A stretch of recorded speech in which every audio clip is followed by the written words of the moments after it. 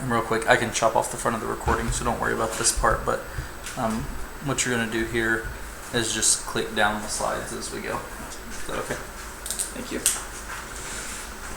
46. You probably looked it up in this one because you're smart. Jessica's already read 3 and 4, so she's ahead of us tonight. All right, you guys ready? We're going to go ahead and start with Security Plus Chapter 3. Tonight we're going to be covering malicious code. If you don't know me, my name is Justin McAfee. You can find me at IAin'tShootin on Twitter and GitHub.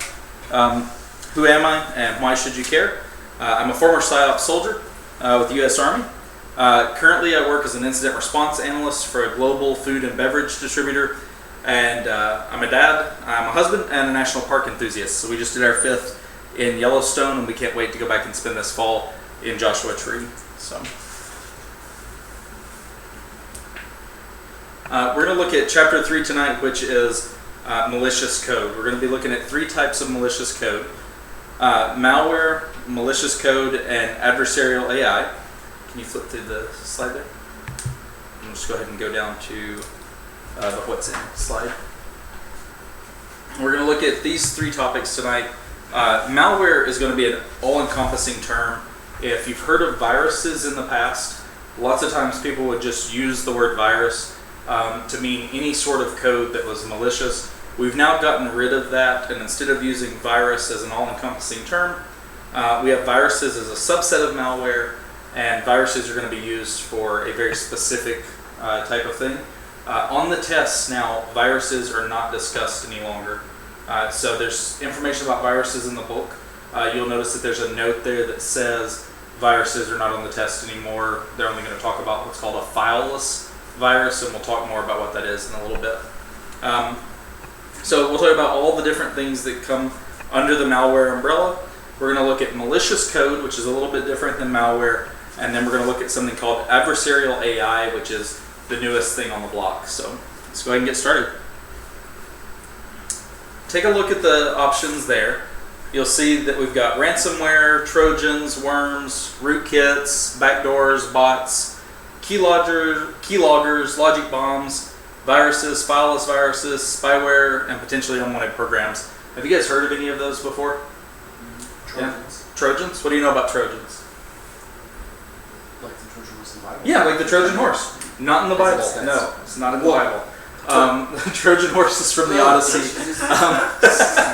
So if you're playing along at home, Trojan horse is not part of the Bible, but Trojans are named after the Trojan horse in the Iliad and the Odyssey, right?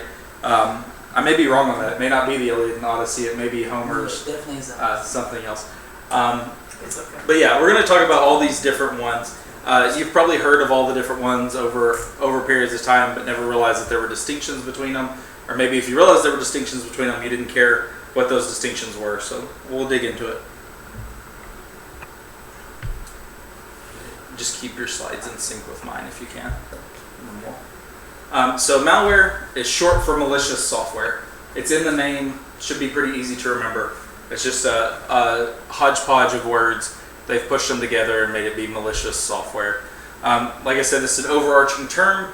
It's now used to describe a number of types of malicious software and replaces the common term virus. Even though I had virus on the other side, you're not going to see viruses on the Sec Plus test if you take it. And malware is basically any malicious software that causes harm to systems and devices, networks and users, and or gathers info, or provides illicit access, or takes action on an affected system, actions that it shouldn't be taking.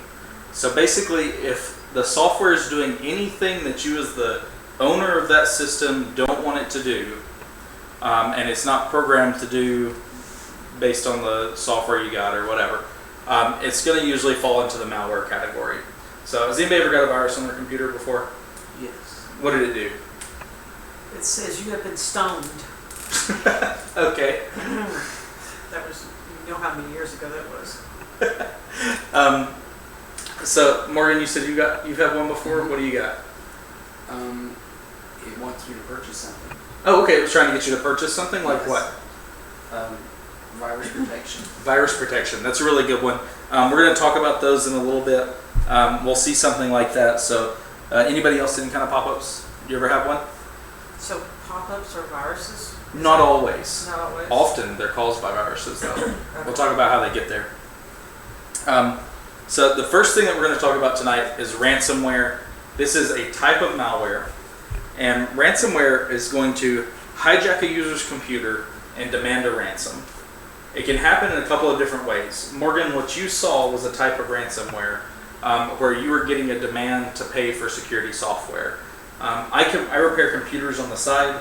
I get this all the time, especially for elderly individuals. They get a pop-up on their computer that says there's a virus on your computer, there's something wrong with your computer, you need to pay us $29.99 to fix it, please call Microsoft or please call McAfee or whatever the company is, and it tries to get them to call in and spend their money.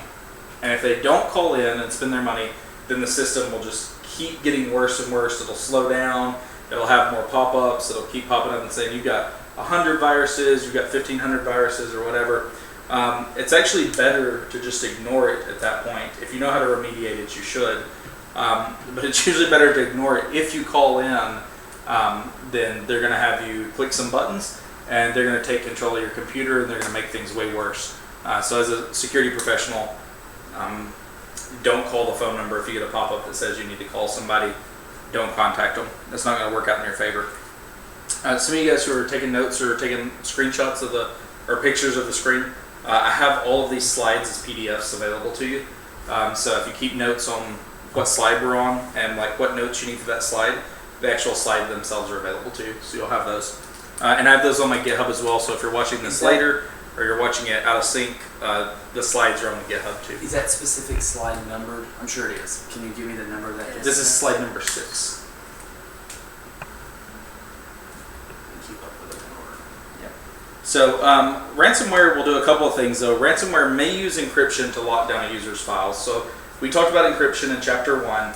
Encryption is going to cryptographically scramble a file using a key, and the only way to go backwards from that encrypted state is by having the key. So what they'll do lots of times is they'll encrypt all the files on your computer, and then they'll sell you the key back to be able to decrypt your stuff. This is huge business right now. Ransomware, specifically cryptojackers is what they're usually called. Crypto and hijacking, because it's cryptography and it's hijacking. Cryptojackers will hit businesses, massive businesses, and can cost millions, if not hundreds of millions of dollars to remediate. And when we talk about our CIA triad, we have our triad of confidentiality, integrity, and availability. Cryptojacking is going to affect our availability, right? Because it's going to lock down our systems, and it's going to prevent us from being able to use our data. However, even if you pay the ransom and you get your files back, there's no guarantee that the integrity of those files was maintained or that the confidentiality of those files was maintained. The reason being that while the attackers had access to your system, it's very likely that they just copied off what they wanted or what they needed. We see a lot of situations where we see secondary extortion. This isn't in your slide, this is just a real life thing, but we see secondary extortion where a company gets ransomware, they pay the ransom and they get the key and they get their data back. And then the bad guys will say, we delete all copies of your data when we give you the key, Then they start going into the executives' mailboxes and they start finding out who's sleeping with their secretary, who paid for an abortion, who is swindling money from the corporate coffers, all those kinds of things.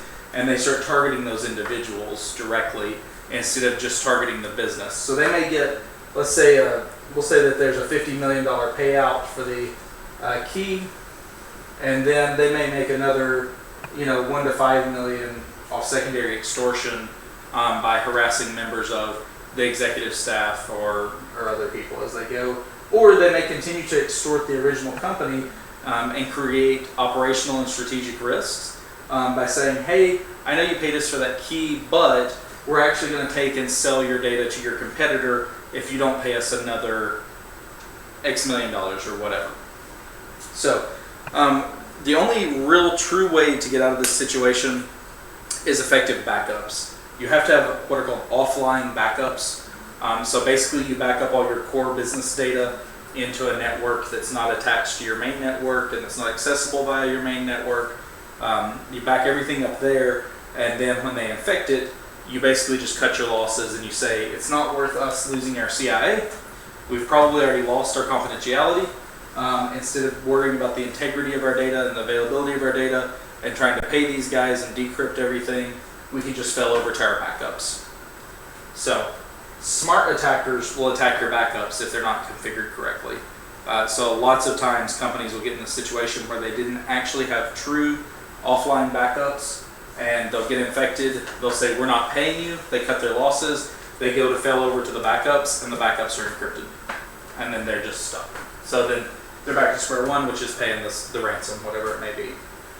Another form of ransomware that's less impactful on a monetary scale, but probably more impactful to individual users from a financial standpoint and from an emotional standpoint, is holding computers ransom or extorting users who access pornography or pirate software. So what they'll do is they'll put software or pornography out, and then when you download that pirated software or pornography, they say, we replaced the pornography with child sexual assault material, and now you've downloaded child sexual assault material, and we're going to report you to the FBI if you don't pay us.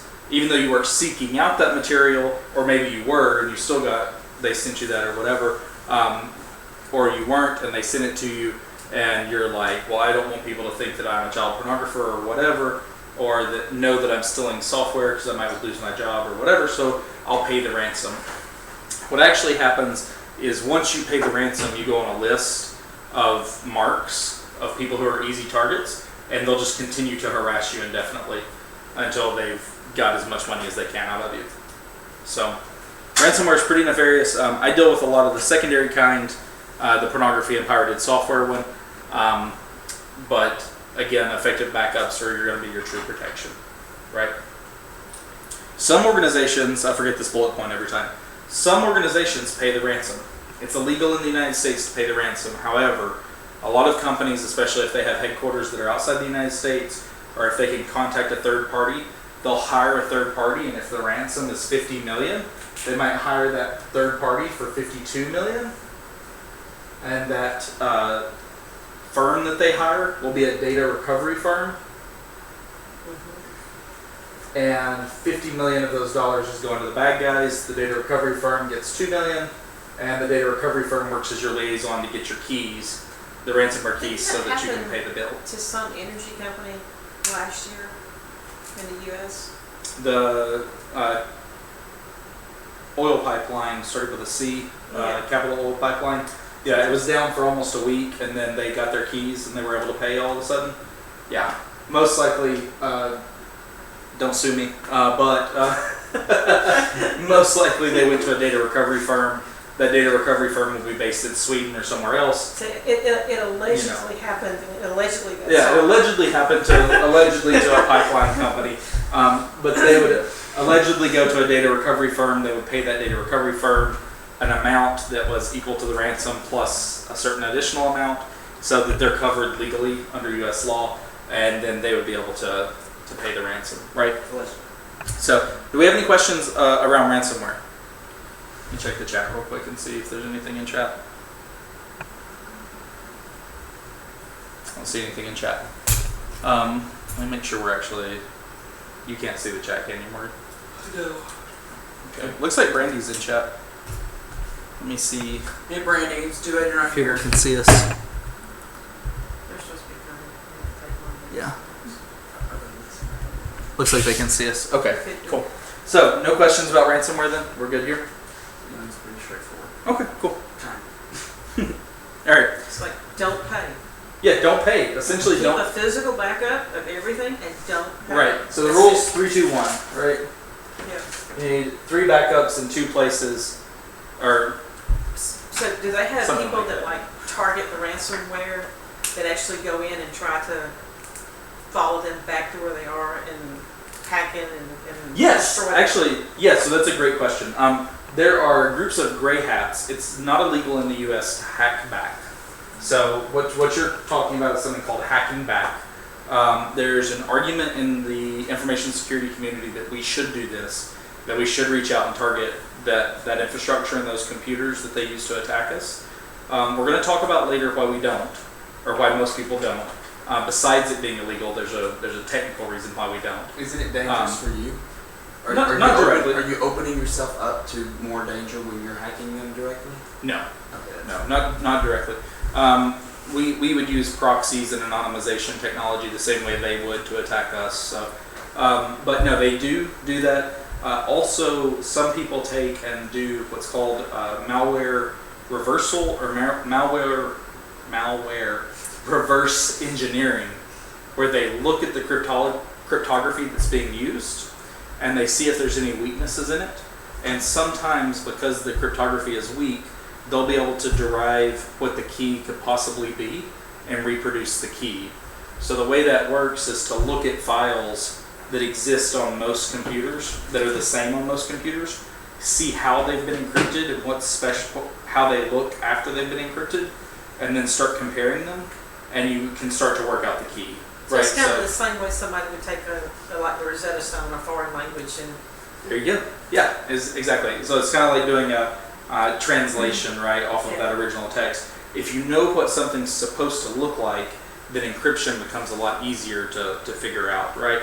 One of the things with the Enigma machines when they were doing it in World War II was they knew that certain things were supposed to start with certain greetings.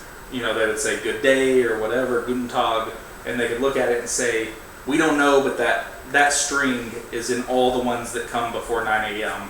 It's probably Guten Tag. If we work with that, then we can work out there's a lot maybe of what's like going to come implied next. intuition when you're doing that. Oh yeah, And until you hit pay dirt. it's a whole field. If you're Yeah. interested in it, there's a whole niche for you to go and do that kind of like malware reverse engineering and cryptography. It's not my forte at all. I just take it at face value. Might as well be magic.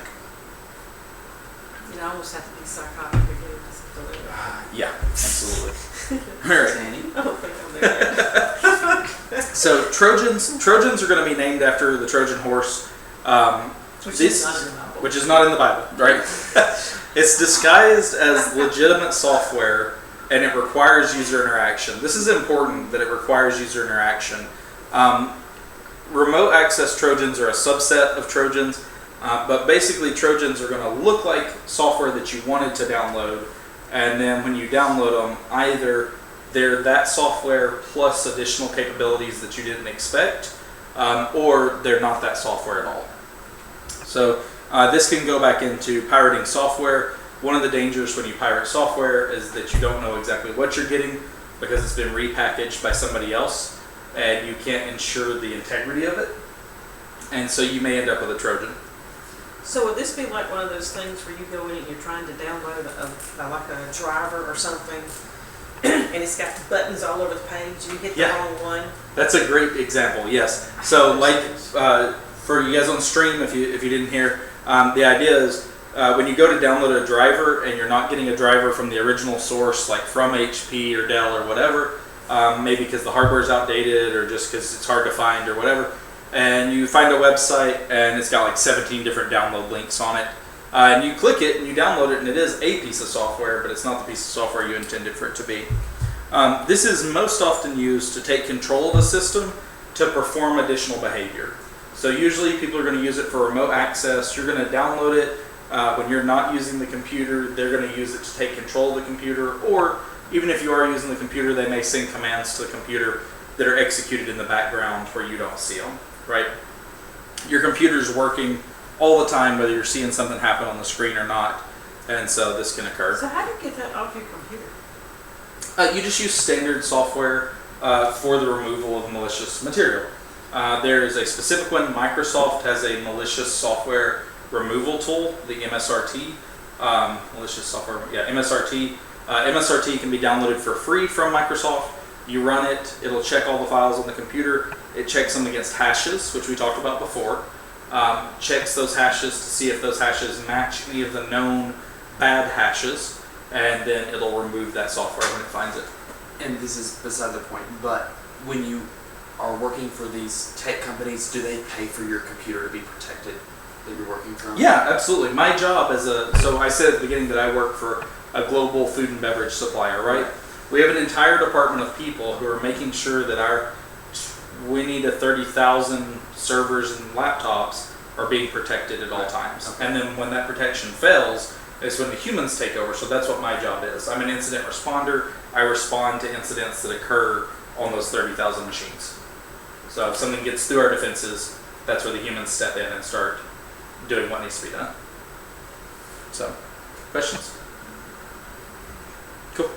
All right, this is not to be confused with remote access tools. Remote access tools are legitimate software used to provide remote assistance. So, Morgan, I know I've had you download TeamViewer before, and I've logged in with TeamViewer and accessed your computer. Yes. That's a RAT. It's a remote access tool, but it's a legitimate one, right? However, sometimes bad guys will package up those legitimate softwares and use them as well, or include them in another download, or include them in a package, or they'll take the original code or the original executable and they'll bastardize it, and you'll download it thinking you're getting what you want. But like if I go to use a remote access tool, it will usually prompt the user and say, can this person access your computer? And you click yes, right? Lots of times they'll take and modify it so that that box doesn't pop up, and they just are granted access to the computer by default. So that's remote access tools and remote access Trojans. Questions there? Okay. Look at worms. The difference in worms and Trojans are going to be that worms don't require user interaction. Worms are going to spread all by themselves. So worms have a mechanism by which they can maintain persistence on a system, which means trying to get rid of them, it usually fails. They can usually stay there or get reinfected fairly easily. And it doesn't require you to do anything in order to get infected. These are super malicious. A lot of people don't produce these anymore. Even guys who specialize in malicious material won't produce these. They can get out of hand very, very quickly.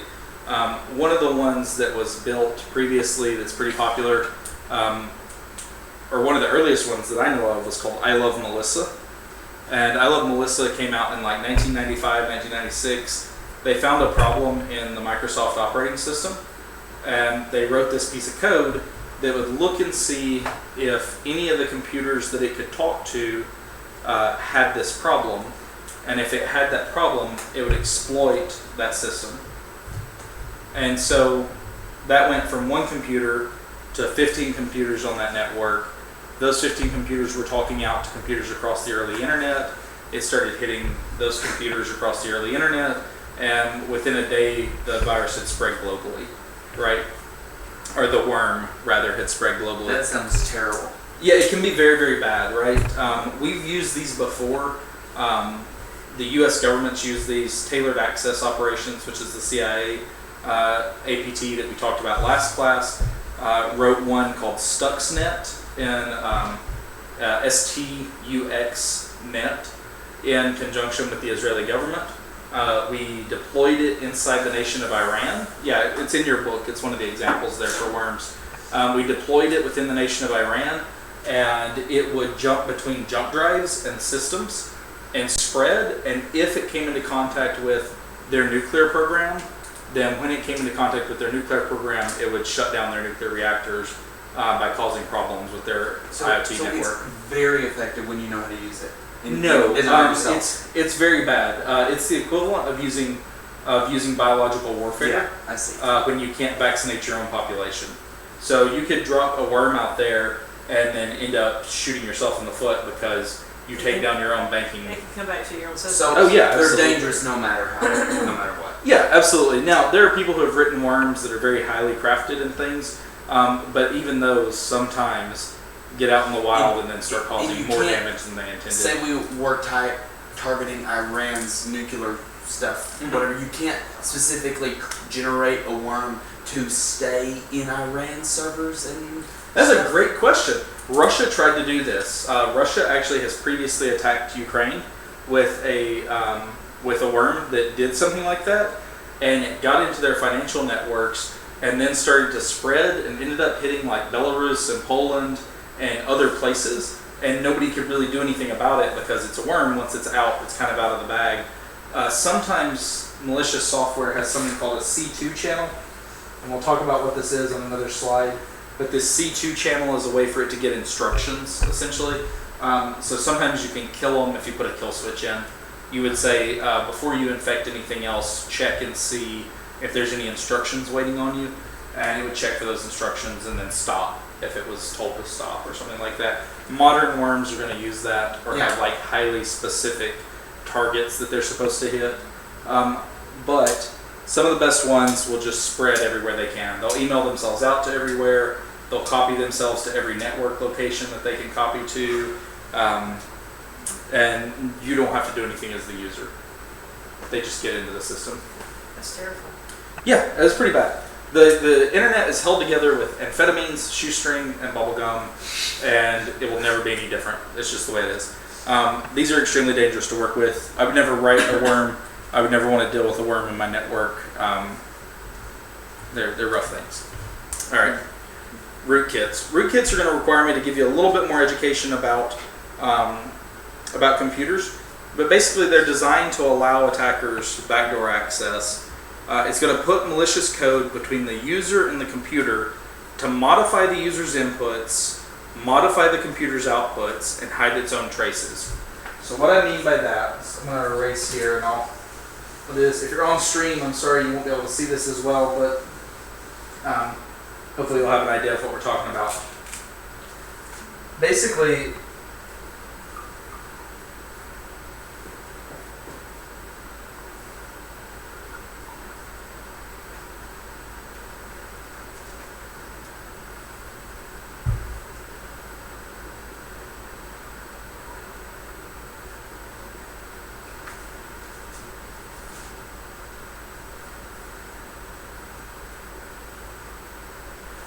there's a flow within the computer that goes from your physical touch, touching the keyboard, clicking the mouse, looking at the screen, that works its way into the computer and then is fed into software.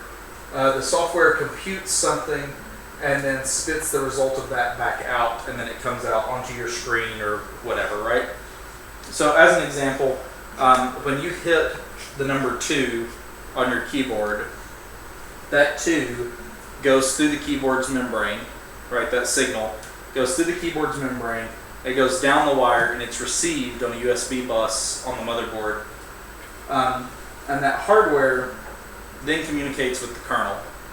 The kernel's kind of like the brain of the computer that listens for everything and then makes decisions about what resources get used within the software. So when you're talking about a rootkit, what usually happens is you put in something like a 2, maybe, and a rootkit is sitting here. And a rootkit will take and modify that 2. So you try and send the software a 2, and the rootkit says we don't want him to send a 2, we want him to only send 1s, right? So 2 comes in, the rootkit sends a 1 out. Now, that doesn't seem super malicious, but when we're talking about CIA, we've lost the integrity of our systems, right? Because this rootkit sits in the way. Now, a rootkit's not actually as simple as changing a 2 to a 1. A rootkit may do things like when you ask the kernel, hey, give me all of the processes that are running on this computer, tell me everything that the computer is doing. Computers are supposed to be deterministic. If you put in the same things, you should get the same results, right? If I multiply 4 by 2, I should always get 8. Always, right? But when I ask the computer to tell me what processes it's running, if it has a rootkit on it, that rootkit may say, hey, I'm running these, and then leave itself off the process list. So now all of a sudden I have software running that I can't see. Or I might want to tell the computer, hey, uninstall this. I didn't put this software here. Delete this file. And the rootkit just drops that instruction and says, I'm not going to tell the kernel to delete me because I don't want it to delete me.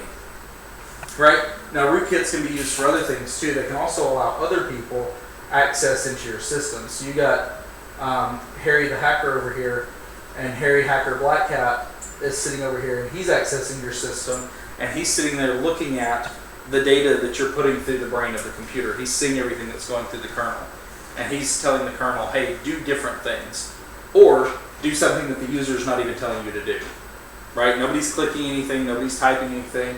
That hairy hacker's over here using his rootkit to send instructions to the computer and get it to do something. These are super difficult to get rid of. They're super difficult to find, and they're super difficult to diagnose and remediate because the computer is lying to you. The computer is literally not telling the truth anymore. It's no longer deterministic.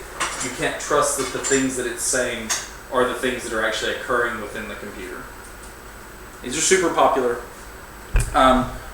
What you usually have to do is just abandon ideas of recovery and not try and recover the system and just do what's called re-imaging, which basically means wipe all the software off the system and then put all the software back on it from scratch, from a known good copy. So it's not a backup per se, it's just wipe everything and start from scratch with known goods. The bad thing is that rootkits, while they're exclusively worried about software rootkits in the test, there are such thing as hardware rootkits. And sometimes if a rootkit gets into the hardware, it becomes an extremely difficult, if not impossible, task to correct it. Once they can get into the hardware, you basically need enterprise level, like chip programming software to be able to remediate those chips and fix the computer. Because at the hardware level, the hardware is no longer doing the thing that it's supposed to do anymore. So what you usually do to fix something like this is you would shut down the system and you would use a live USB. Didn't bring mine, but it's a USB drive that has file hashes on it, and you would hash out the computer and you would check every file and compare it to a list of known hashes, pull out anything that didn't have a known hash, or anything that was matched as malicious, and you might be able to get rid of the rootkit that way. But if you boot the system and use it like I'm using these computers now, the rootkit will always lie to you and you're not gonna be able to get it off using the computer that you're working off of. So how would you know you had one? The computer's outputs aren't deterministic anymore, or you use additional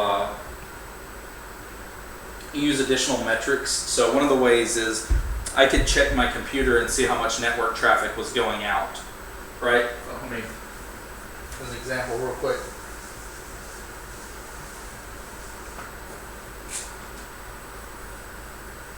We have my laptop, and my laptop says that it's only talking at 3 megabits per second, right? And I don't have anything open on my computer. It shouldn't really be sending any data. But then I've got a network switch upstream that's sitting here and it's got all the plugs on it, right? All the different computers are plugged into it from all around the company.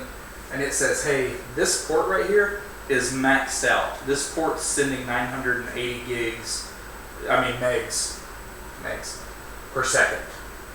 Right? On a 1,000 meg port, it's smoking. It's 980, it's almost capping out. And I go and I look at that device and I say, that device isn't sending that much traffic, because I check and the computer tells me it's only sending 3 megs of traffic. But the things around it say, hey, no, something else is up. This is wrong. Something's going on. Right?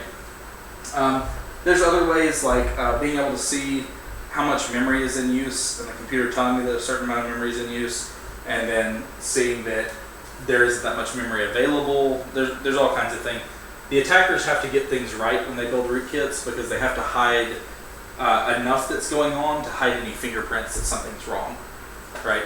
So if you walked in the room and there was a new wall built in here, I might could get away with it if you weren't used to this room or that kind of stuff. But you might start to notice that the drywall's not quite right around the edges, and that the light, there's like a slight sheen coming around the top of the roof, those kind of things. You're going to get used to it over time. But rootkits are super nefarious. They're going to be super quiet. They're not going to have pop-ups. They're not going to be doing nonsense. They don't have to be like, that doesn't have to be 980 megs. No, if they were smart. It could be 4. If they were smart, they would do 4, yeah. Exactly. A smart attacker is going to do this, right? The thing about bad guys is we're trying to stop 90% of bad guys. We're trying to make it difficult enough to not get into our environment that they go to somebody else's environment. Right? So it's not that I can always keep out all the attackers. I'll never be able to keep out all the attackers. It's not about when you're going to get breached. I mean, it's not about if you're going to get breached. It's about when you're going to get breached. And when you get breached, how bad is it going to be? How much security did you have in place to slow them down? How soon did you find out that they were in your environment? All those kinds of things. So rootkits are one of those things that get used by like national governments, right? What we call state actors in Chapter 2. They're going to be in that advanced persistent threat. They're going to be people that work for China, Korea, Israel, the United States, Britain, Australia, New Zealand, Korea. I may have already said Korea, but South Korea, North Korea, right? Like, they're going to be people who have the time, energy, and money to sit around and do this. Or the rootkits aren't going to be of very high quality, right? Either way, rootkits are really difficult. If I run into a rootkit, I'm usually just going to wipe the system back to scratch and like rerun it and see what I can do. Otherwise, I don't want to deal with it. Backups, again, are a great defense. Just have your data backed up so that you can move to a new system, so that you're not having to deal with it. That's a constant thing. You backing up your new data is constant every day. This computer that I'm working with right now stays hooked up to a hot backup the whole day while I'm working, right? So that means that the whole time I'm working, it's saving off to that other disk on the fly. Now the problem with a hot backup, like what we talked about with ransomware, is if I get infected, it's a good chance my hot backup is going to get infected. Right. So you're banking on you not getting. I'm banking on not getting infected. I'm banking on my hot backup working, but also have cold backups that occur periodically, right? So every so often I'm sending data off to another place that I'm not connected to on the fly. And what's going to happen during that period is that I'm going to lose some data. I'm going to lose some data during that period. Hey, y'all, come in and join us.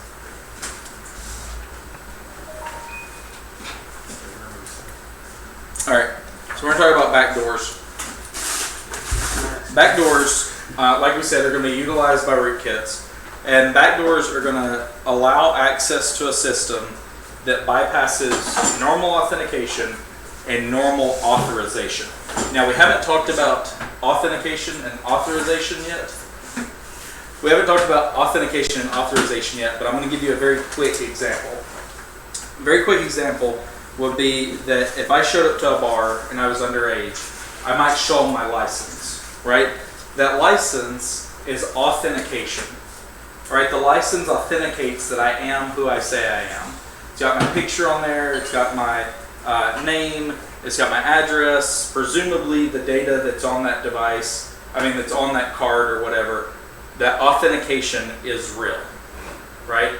Now, authorization is whether or not I should be allowed access to the thing that I want access to. So in this case, if I want access to a bar, they're going to check and say, oh, is he over 21?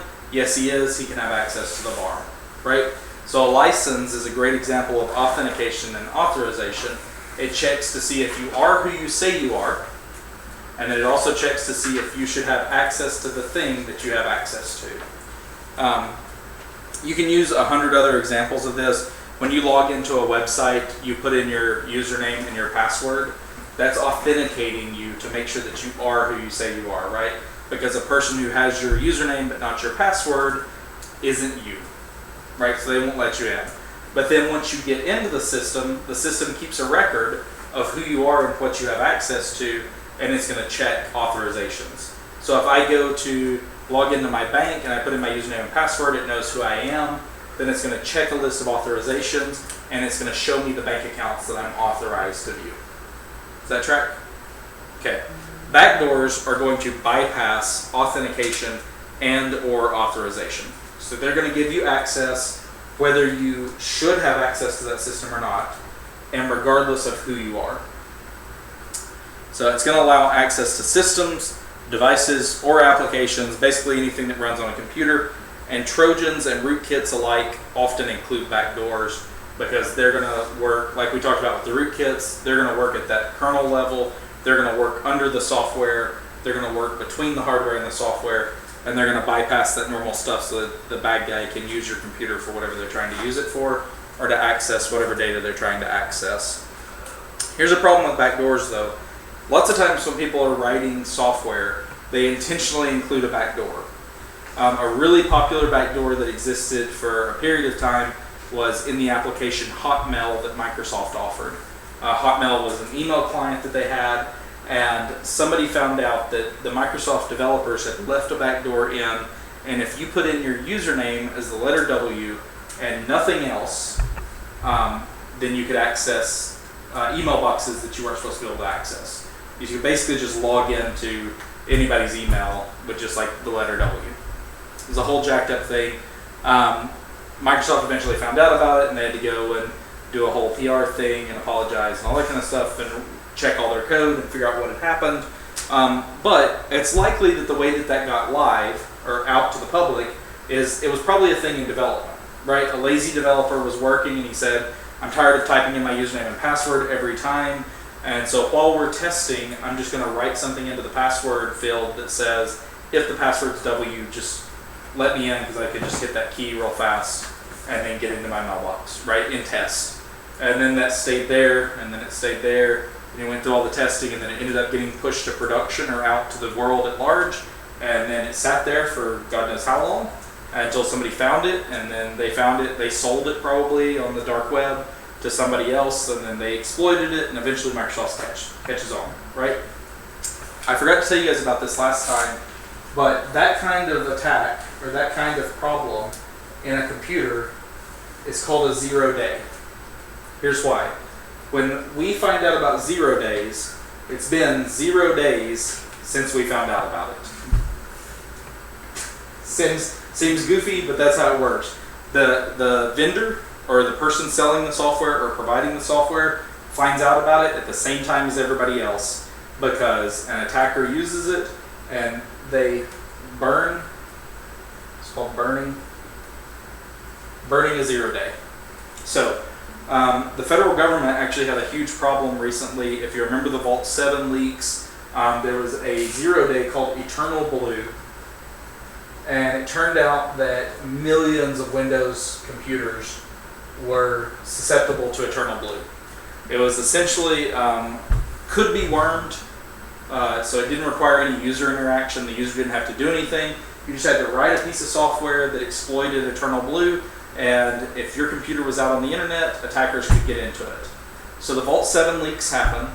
The CIA's information gets out. Their tailored access operations team had this 0 day that let them log into any Windows computer in the world. And all of a sudden, when the Vault 7 leaks happened, everybody had that 0 day. Microsoft and the entire world woke up one morning, and any Microsoft computer that was hooked to the internet could be logged into by anybody from anywhere, as long as it was hooked to the internet. That's a bad day.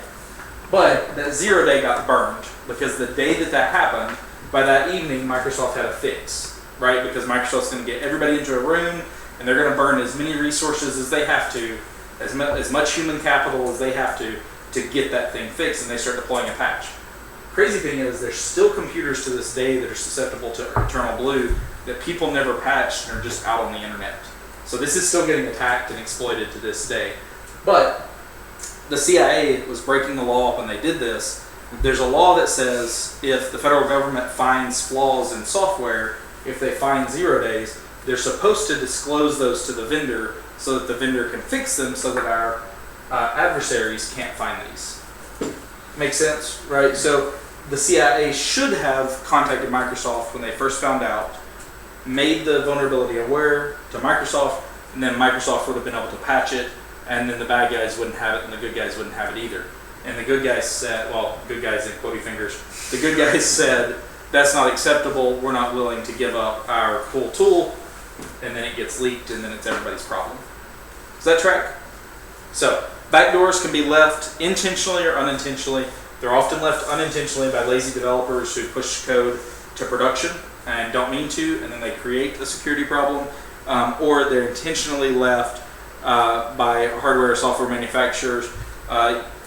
Huawei, Huawei, Huawei is a mobile phone manufacturing company out of China. The federal government has said recently that the U.S. is not allowed to use Huawei infrastructure anymore. We're not allowed to buy their cell tower equipment or anything like that because they believe that the Chinese have a 0 day for the Huawei equipment or just an intentional backdoor into the equipment. And so they don't want any cell towers deployed with this Huawei material because they believe the Chinese will be able to just get any data off of them if they want to.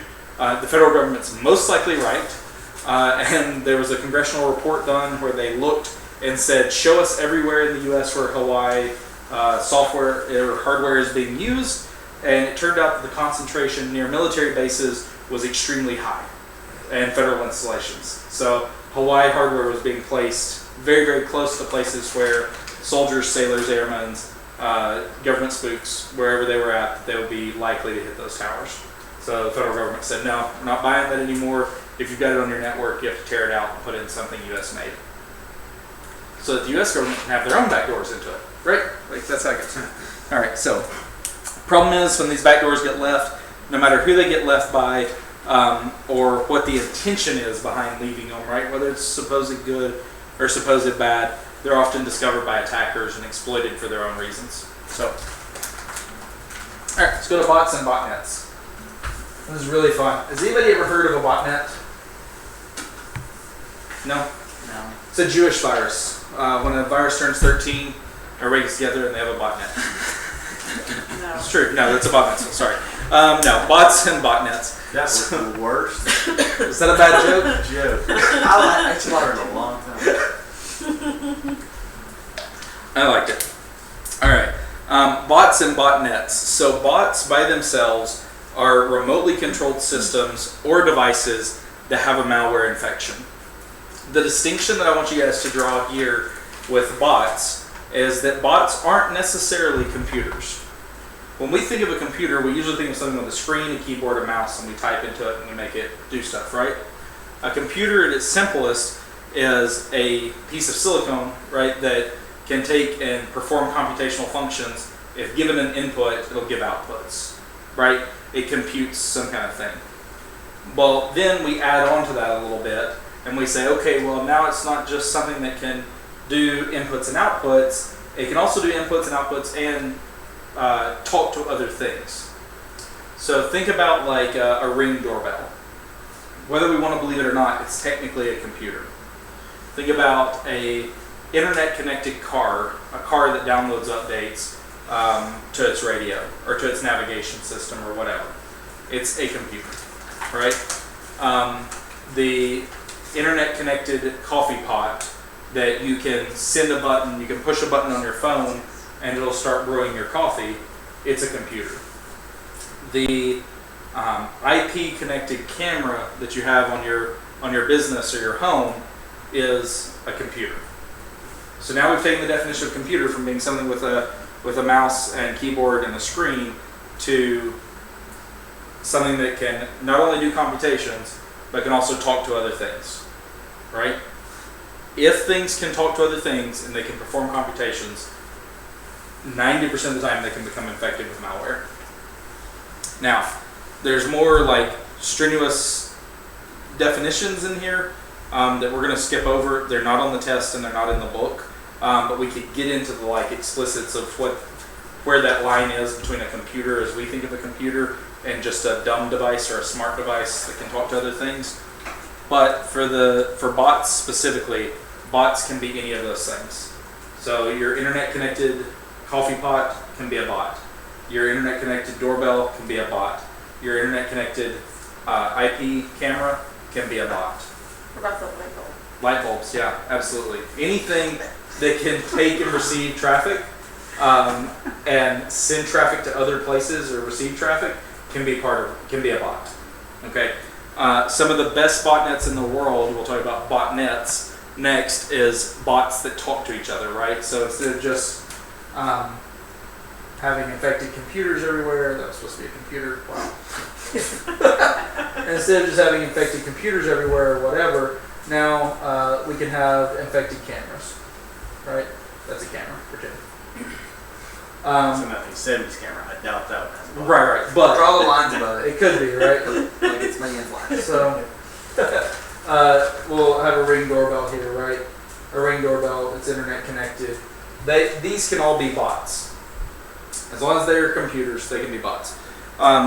What happens is, no matter how dumb these things are, if they can send traffic, right, and they can perform computations, they can be hijacked to be part of a botnet. And a botnet can work in one of two flavors. We'll talk about that in just a second.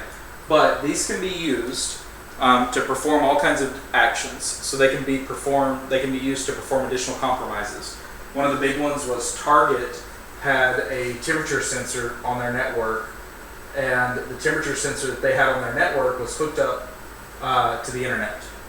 And so the bad guys broke into the temperature sensor that they had on their network, and then used that to pivot into their payment card system. And so Target ended up with this huge breach of payment card data because somebody broke into their thermometer on their enterprise cooling system and used that to pivot into their payment card system, and it was able to get card numbers out of their payment card system. So And not just one, like on a global you have a scale. Ring doorbell that's hooked up to your Wi-Fi. They could come in through the Ring doorbell Yes, and absolutely. get into your computer, your Yes. whole system. Yes, absolutely. So we have ways to deal with this. In the enterprise, we do something called VLANing and ACLs. VLAN is a virtual local area network, and an ACL is an access control list. And basically what we would do is we would create a network for these devices, and we would say, don't let them talk to each other, and don't let them talk to anything in this other network, where the other network is your computers, your personal computers, and that kind of stuff. So I think my router does that. It does, yeah. We've talked about it, yeah. Okay. Your guest network Yeah. isolates the guest into a VLAN and then does host isolation. So these, in computer speak, these are called hosts. Anything on a network is called a host. So it does host isolation, which is where the hosts can't talk to each other. And then it VLANs off your guest network from your regular network. So depending on your router and how much you spent on it and what kind of software it runs, it may do this already. But you have to remember to not put your smart devices onto your regular network with your stuff. Now there's 100 other reasons why this happens. One of the big reasons why this happens is because the vendors who sell this smart stuff sell it white box. That means they have it produced in Singapore or somewhere. They slap their brand name on it and they ship it out to companies all across the world, right? That's why you can go into the store sometimes and you'll find the same internet connected coffee pot with Cuisinart on it, and 9 months later it'll have KitchenAid on it. They're the identical same device, made in the exact same factory by some dude who was told, hey, make the coffee pot talk to the internet. And he goes, da-da-da-da, done, it works. And they say, great, you're fired. And they send him out the door, and that software is never updated, it's never touched again. And now you have a coffee pot that's maybe running with software that was produced in 1999, 2001. I mean, it's crazy some of the stuff that's out there, right? When we do network scanning, we have to track these down sometimes. We'll scan the network, and we'll come across devices that are showing as being like from 2003, 2004, and we're like, do you have a 16, 17-year-old server running on your network? And they're like, no. So we start trying to track it down, and then we find that the coffee pot in the break room is hooked up to the internet, and it's not been patched. Because the software was written in 2003, 2004 for real, and that company's just been slapping it on those machines and sending them out the door since then. So these are all susceptible to being infected. They're all susceptible to becoming bots in this network, and then you end up with a botnet. So they can be used to compromise other things. So to go from, like the Target example, to go from the thermometer into the payment card system. They can be used to relay spam. So they can work as a mail server. Even though they're really dumb, they can work as a really bad mail server. They'll take and somebody will send spam to them intentionally, and then they'll send spam as many places as they can. So sometimes you'll end up where your network, your home network, will get banned or get put on a list where Google and other people won't let you access their services because they say, hey, no, your network's screwed up and we don't want you talking to us because you've got a coffee pot that's sending out 10,000 spam emails a day or whatever. And you have no idea, right? And so then the last one is that they're used as infrastructure for a denial of service attack. We talked about denial of service attacks Tuesday. Denial of service attacks, remember, are when a lot of people over a distributed area request a service all at once, and the service provider can't provide that service to that many people, and so the service becomes unavailable. Right? So in our CIA triad, we lose availability of that system. Right? The users that want to use Google can't use it because too many people are asking for it at one time or whatever. So what they'll do is the bad guy will say, hey, everything that I have that's infected, I want all of you to call the U.S. Air Force's website at one time. and the U.S. Air Force website goes down because it can't be served to everybody at one time, right? And so they actually sell access to these. You can go onto the dark web and you can buy access to one of these botnets. You buy time on it. So you would say, I want to buy 3 hours of DOS time against rival company or rival person's home IP or whatever to kick them off the internet. Yeah. So you can go in there and pay for it. Which is illegal, I'm sure. If you get caught, sure. Okay. And these are going to communicate over C2 channels. I told you guys earlier that I would talk more about C2 later, so let's go ahead and do that. This is command and control. So these things are going to work over C2 channels. C2 channels are basically just the way that they communicate. Most of the times when we find botnets, we find them because their C2 is discovered. So C2 can be anything. It can be any way in which they send information and receive instructions. So one C2 channel that was very popular until recently was Britney Spears' Instagram's comment section. Britney Spears' Instagram comment section was public, and so they wrote their botnet to go and put information that it had received, that it had captured, into Britney Spears' comment section. Then they would go and have their software read the comment section, find the IP addresses of the new bots that had been added to the botnet, new things that had been infected, and then leave instructions there, and then these things would go out and read Britney Spears' Instagram's comment section, find their new instructions, and figure out who they were supposed to target or what they were supposed to attack or whatever. Yeah.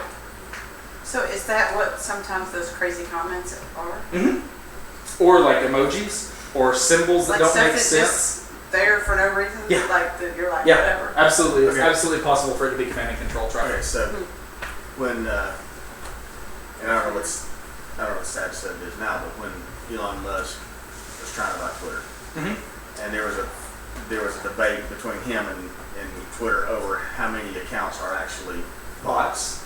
Yeah. And so Different term. I was going to say, is that's not the same thing that we're talking about? No, it's the same term, but it's a different thing.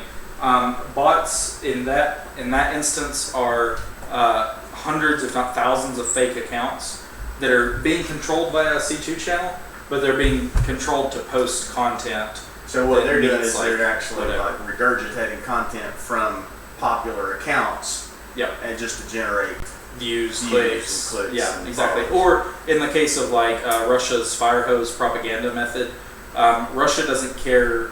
So when I did psychological operations, we were very concerned with the validity of the propaganda that we used, and we wanted the propaganda to appear real.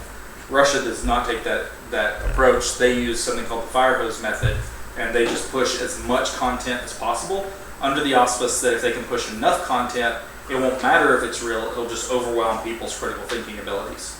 So we saw that during the previous elections. We'll see it coming up in the next elections. Just crazy content that'll just get pushed In all the regardless, and it'll elections. show up in lots of places all of a sudden. And you can identify a lot of that content by looking at the content and comparing it and seeing if it spreads organically. We kind of know how organic social media works. I share it with you. You and I talk a lot on social media, so you share my post. Morgan shares your content a lot, so he shares it. That makes sense. That's an organic. It's not an avalanche model. It's something like that. There's a word for it, but basically, like the dominoes fall in an order that makes sense. Then you go and look at bots on like social media, and they go from nobody's talking about this subject to 10,000 people have posted about this subject in the last 5 minutes. That's not an organic spread, right? So it's very easy to look at that data and go, that's obviously nonsense. Even if there's variations in the text, if everybody's talking about something all at once organically, it's unlikely that it's organic. But different kind of bot. Now I could run those bots. I could run those bots on my botnet. Right, so I could have all of these. I could tell all of these go and post to Britney Spears' Instagram account or whatever, right? Or go and do whatever. That C2 channel was super popular and super funny that it existed, but it's not a common example of a C2 channel. More common examples would be there's just a server sitting out there, server A, and they just talk to server A directly all day. And if you can find this traffic, and you can say like, hey, I see 100 devices talking to server A, then I can tell everybody globally through threat intelligence, like we talked about on Tuesday. I can publish something via sticks, via taxi, right? Putting all our concepts together. I can write up a thing and say, hey, there's a botnet, and its indicator of compromise is it talking to server A. So if you see traffic leaving your network talking to server A, you're probably part of a botnet. So otherwise you wouldn't know your doorbell was. No, not at all. No, you would have no idea. Yeah, what it takes usually as an upstream provider, somebody like your ISP, is going to have to find that traffic and then just not transmit that traffic anymore. And most ISPs work on a all traffic is equal footing, and they just won't disrupt traffic.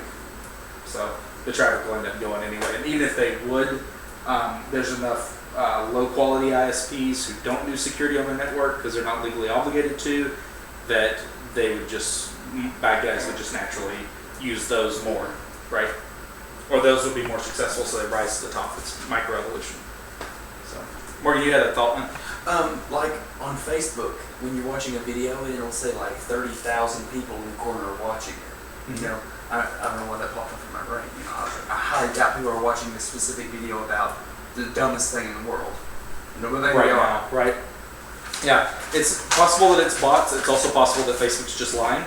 They're not obligated to tell you the truth on your UI. Yeah, but it encourages you to watch. If 40,000 people are watching this, I'm absolutely. gonna watch it too. There's something called seeding the pot, like when you tip, if you're a bartender or a waiter or waitress and you have a container that people put tips in, you throw seed some the money pot in and you put some money in there. If you're a busker and you're playing guitar, you throw some money in your case because other people go, oh, other people are, this is socially acceptable to do now, right? Same thing with user design and user experience on software. So now that we kind of know what bots are, there's two different ways that they can talk to each other. There's a client-server model, which I've drawn for you guys on the left, and then a peer-to-peer model, which is on the right there. Client-server works mostly like what we were talking about, where server A is sending instructions to everybody in the group, and everybody in the group talks to server A. Okay, that's a client and server. You have the server, and then you have all your clients, which are all the infected things. Then you have peer-to-peer. Peer-to-peer is much harder to find because when I was looking for an indicator of compromise over here, I just had one server to deal with. I could just say, hey, if you see this server, then you know that something's bad, right? Well, in a peer-to-peer model, one of these guys is talking to the core server. There's still a relationship here where one of these guys is talking to that main server. But then instead of everybody talking to him, now this guy's going to talk to all the people that he knows about. And then the other ones are going to relay instructions to all the ones they know about. So Annie's doorbell may talk to your thermostat because you guys are on the same ISP. And then somebody else's, Morgan's leg polishing machine, I don't know, it's hooked up to the internet, his smart leg polisher talks to the neighbor's camera, or whatever, and they all give each other instructions, and instructions are relayed. There's a problem in this network where you have faults where things get away from each other and they can't talk to each other, or maybe they have old instructions and that kind of stuff, but these are much less likely to be caught, and they're much less likely to be taken down. What happens with a client-server model is we either knock the servers offline by attacking the servers that exist for the botnet, or we tell everybody globally, we get together with all of our foreign partners and all of our national partners, and we say, hey, at every level that we can, we're going to block this traffic. If you see this traffic coming through, we're just going to block it, right? The government's done this a couple of times in history where the botnet has gotten so large that they've just had to take action because it's becoming a national security risk, it's becoming a risk to the internet at large. And what I tell you guys the internet was held together with? Amphetamines, bubble gum, and shoestrings. The internet's barely held together anyway. So we can't have this kind of stuff going on. The problem is, lots of times if you take out the core server that communicates with all the botnets, they'll just stand up a new server, right?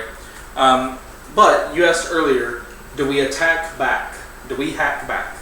right? And I said, no, we don't usually hack back, even though some people think we should, because there's an inherent danger in hacking back. Here's the inherent danger. Let's say that this is grandma's computer, right? Or this is your business's computer, or this is your computer for school or whatever, right? And we're not just talking about these things. It includes computers and all those dumb devices, right? Let's say that I found a way to kill those, and I said, we keep getting attacked by these computers, and I know that I can knock them offline. I can see that that computer that's attacking me, it's not been updated since 2003, right? And all of a sudden, I send out some malicious code, and I attack that thing, and I knock it off the internet, and everything's good, and then the next day, Target publishes that they're closing all their stores temporarily because all of their thermostats are offline nationally. And then when they start looking and doing their incident response, and their incident response people start checking the logs, they look and they say, hey, look, Justin knocked us offline from there. Do people trick people because they know that this is linked to Target's thermostats and send it? They're like, I know they'll shut this down, so then Target will be affected by this. Do you understand Yes. what I'm saying? We'll talk about that later. That's really cool. There's something called amplification attacks, and there's something called amplification attacks, and then there are there's another form of attack that I'll have to look it up in the book to see exactly what it's called. But basically, you claim to be attacking from somewhere so that they'll stop receiving traffic from somebody else. So it would be like if I said I want you to talk to your girlfriend. Do what? It's just a huge game of chess. Oh yeah, it's a huge game of chess. So it would be like if I didn't want you to talk to your girlfriend, I might call her 38 times from your number from my phone so that she blocks your number. Yeah. Right? So then when you go to try and contact her, now she's no longer available because I've got her to block you, or I've got her to take action to stop me. Yes. Right? But you were never really doing anything, it was me the whole So time. hacking back, you have to be aware of the unintended consequences Absolutely. of your actions. Absolutely. Because there's a lot of collateral damage that Yep. could occur. There's secondary and tertiary effects is what we call them. And the secondary and tertiary effect is that you may not be attacking the attacker. You may be attacking the innocent people who are stuck in the middle, whose thermostats, coffee pots, and phones, computers. Because our whatever. natural instinct is to immediately attack it. We know how to attack it. Oh yeah, I can't. As a security professional, you are not authorized in the United States to hack back. There is no law currently that supports. There's been discussions of laws, but there are no published laws on the books that allow you to hack back. In most states, it's completely illegal. Federally, there's an act called the Computer Act of 1984. Computer Act of 1984 says that you can't access any information system that you don't have authorization and authority to access. Or no, I'm sorry, authentication and authorization to access. Right? So hacking back would put you in violation of that 1984 law. There's been updates to it proposed several times, one most recently which allowed for hacking back, and the cybersecurity professionals spoke up very loud. We ended up making trips to Congress, not myself personally, but people in the field going to Congress, going to committee meetings, going to congressional hearings, and saying you can't do this because we don't know what we're going to do when we do this. Also, we don't know who we're going to hit. So let's say that we have a tentative relationship with Germany or something, right? Let's say that we got caught theoretically hacking the emails of their Vice Chancellor, Angela Merkel, right? And the CIA got caught doing that, and the Germans weren't very happy with us. And then 2 weeks later, Boeing decides they're going to start hacking back, and they start breaking these computers and destroying infrastructure, and it turns out that it belongs to the German national government or something like that, right? Overall, It sounds like the hacking back can almost have the effects of a worm. Because it would get out of control. yeah, it can get out of control You really can't control quickly. it. How in the world is everything not on fire all the time? Because people like you, me, and the rest of you sitting here decide that you're going to do something about it. Wow, thank you. You're welcome. So I have this, I don't know if this is Amphetamines. how this relates, Bubblegum. but Shoestrings. I think that there's a law that says like in 2026, all new vehicles have to have like a kill switch on them. Mm-hmm. Yeah, absolutely. And I'm like, that sounds like there's going to be like millions of bots on the road, mobile bots on the road. Mm-hmm. Not only are there going to be millions of mobile bots on the road, they also have back doors into them now, which is what you're referring to. I mean, Right. my vehicle has OnStar, and I'm like, okay. Yeah. So is this like just riding around going, hey, here is a bot You can probably think use, it's or- ready to operate your car for you and drive you into some place you need. Short answer, yes. Yeah. Your computer or your car performs computations and can transmit and receive data and instructions. It's absolutely could be a bot and be part of a botnet. It also already has a kill switch in it because OnStar can kill Yeah, I know any that. vehicle. I know about Yeah, that. so. And then we're getting way off. That's okay. What time is it? Was there Al Walker? Who did what? The guy who Fast and the Furious? Yeah. He got killed in a car accident. Yeah. And there was speculation that whoever, remotely. Oh, that they killed him, whoever Yeah. they was. Yeah. Yeah, absolutely. Yeah. Any of those systems that like the Teslas are self-driving. The Teslas also have like remote pickup. If you've never seen it, it's a super cool thing. You can stand on the sidewalk and you push the button on your phone and it'll back out of the parking space and drive to you if you're within a quarter mile of it or whatever. Like, I don't know. Anyway, these things are out there. You should be aware of them. If you become a cybersecurity professional, you'll have to deal with these and understand how to deal with these and how to find them. It's all going to be about C2 command and control. There's also a cool thing that we haven't talked about called DNS, and I'll explain DNS very quickly. DNS stands for Domain Name System, and it's what makes the internet work for the most part. Everything on the internet has an IP address. These aren't actual IP addresses. I'm just writing numbers up here so you get the idea. So like this may be the IP address of Google, but you probably don't want to remember this. So every time you want to go to Google, you don't want to type in 1, 2, 3, 4, 5, 6, 7, 8, 9, because that'd be a pain to try and remember that. What's the name of that website? And you go 217.53.4.28, and they go, okay, great. You'd rather say Google, right? So, what these things do is they will take the IP address of server A they need to talk to, and they'll set it to 1, 2, 3, 4, 5, 6, whatever. And then it'll tell all these things, hey, you need to talk to server A. So in their configuration, they'll talk to server A. That's who they've been told to talk to. Well, then you get smart and you break server A. We do as security professionals, or somebody does. The government takes action and somebody takes out server A. So now they'll just stand up a new server that's at 4, 5, 6, 7, 8, 9, and they'll name it server A. Right? If we break that one, we'll just put up a new one, just put up a new one, just put up a new one. This actually works this way whether you realize it or not. If you go to Google here in the United States, if you type in Google in your phone sends a request to a DNS server and says, do you know where Google is? Do you know the number for Google? And that server will say, yes, the number for Google is, and give you back a number. Your computer will then send a second request to that number directly and say, give me the website that you host or whatever, right? So one of the cool things we can do with command and control servers is if command and control servers are operating over names instead of numbers, then we can go into our own name servers on our network. Your router at home has a name server built into it. Your router at home has a name server built into it. Your ISP has a name server that they host. So you've got one in your router. There's one at the ISP level.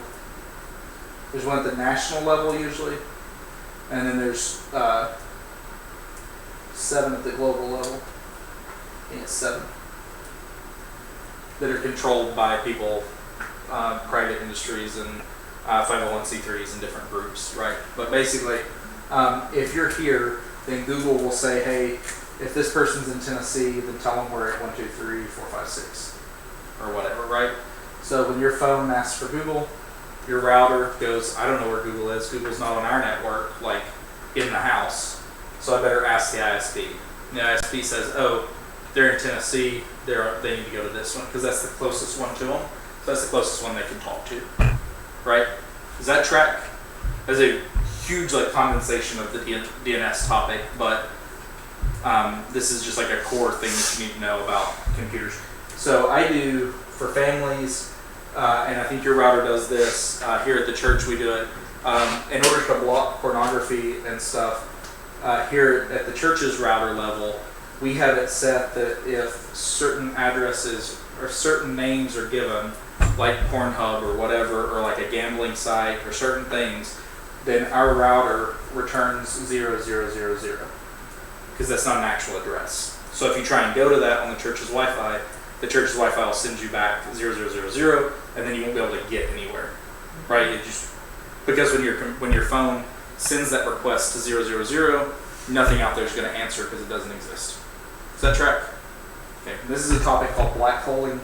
We'll come back to this later.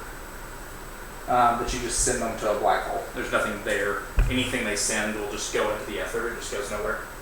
So what can happen with C2 traffic is if we know where it's supposed to be going, we can go into our router and say, hey, instead of sending that C2 traffic to whatever the actual address is for server A is now at local IP address, something on my local network. And then I can set up a listener, and I can listen to all the traffic that's coming from here into my network, or from all those devices, and I can see everything that they're sending back. And so as a threat researcher, you might set this up and do this so that you can listen to what the bots are trying to send back and find out exactly how dangerous they are and what's being sent and that kind of stuff. If you want to think of it in a metaphorical sense, it would be like me standing at the mailbox and you going, I want to send this mail to Mexico or whatever, right? When you were on your way to the mailbox, and I stopped you and I said, hey, you want to send that mail to Mexico, right? And you said, yeah. And I said, I'm Mexico, and you just went, okay, and you just handed it to me. There's no authentication on this stuff. Computers are stupid. They'll talk to whoever you tell them to talk to. So you just say, I am the computer that you need to talk to, and they'll go, okay, here's whatever I was going to send. So sometimes we just lie to these botnets and we say, we are the computer that you're looking for. It's like a Jedi mind trick, and they go, okay. And they just hand us whatever they were going to send anyway. It seems like the internet is like this giant sieve, and you're just constantly trying to plug all these holes. It Yes. seems like it's an impossible thing to do. It is impossible. It's absolutely impossible. So you just plug as many holes as you can. You plug 90% of the holes, and then you hope that the attackers go and bother somebody else instead of you, because you plugged up all the hard holes. You plugged up all the easy You're still holes. taking on water, and there's hard holes. Man. Yeah, exactly. You're bringing it down to a manageable state. That's exactly what you're There's doing. this invisible war going on. Yeah. Yeah. Oh yeah, this is going on and you guys don't know it all the time. This is all crazy. But you're not supposed to use the word miserable. You're supposed to enjoy it and feel like you're making a difference and all that good stuff. Yeah, sure.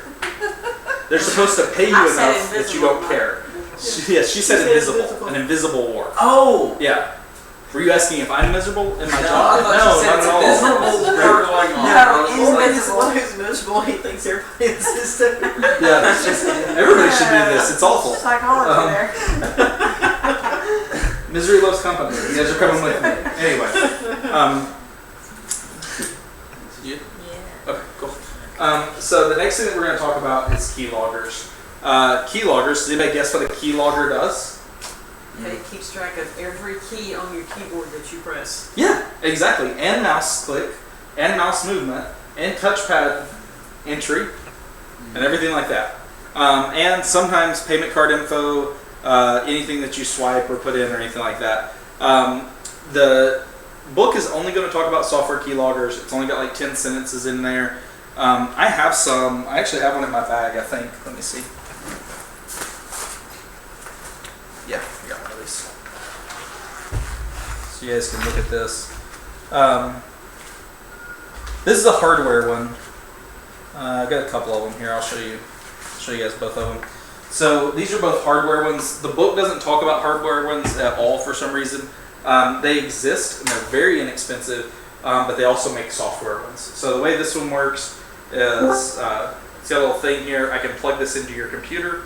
On the other end, I would plug in your keyboard or mouse, or your, if you're using a wireless mouse and keyboard with a wireless mouse and keyboard combo, I can plug in that wireless mouse and keyboard combo. And then it'll do one of two things. I can either set up a C2 channel and have it send me all of your traffic the whole time, or this one actually has Wi-Fi, so I just have to be within like 100 feet of it, and I can connect to it, and it'll save everything to this, and then I can just collect all the data off of this. That's So great. I could install this on your business or home computer, and then when I came over later, just pull up my phone and then access all the data and dump it onto my phone from this thing, and then it would just keep collecting data. I can also set it to only record certain types of data. So if I knew what your email address was, I could program your email address into this, and I could say only record the next 200 keystrokes after you see their email address, because what do you usually type in after your email address? Password. Your password, right? So I would say just record, if you see their email address typed, then go ahead and trigger and start recording, and then I can go through that and I'll probably find your password in one of those entries, because this can hold, I think this one will hold something like 50,000 entries or You something can, like you that. can do that to just random strangers. Yeah, absolutely. There's something in cybersecurity called the evil maid attack, and the evil maid attack basically means if you leave your computer alone, like in a hotel room or something, if they have physical access or direct access, like we talked about earlier in chapter 2, if they have direct access, then they basically just own the device, because at that point you can't trust the integrity of the device anymore if they've had physical access to it. So I'm gonna pass these around. This one is called the key croc, like a crocodile, and it just captures all that information. This one here is a screen crab. I love this one.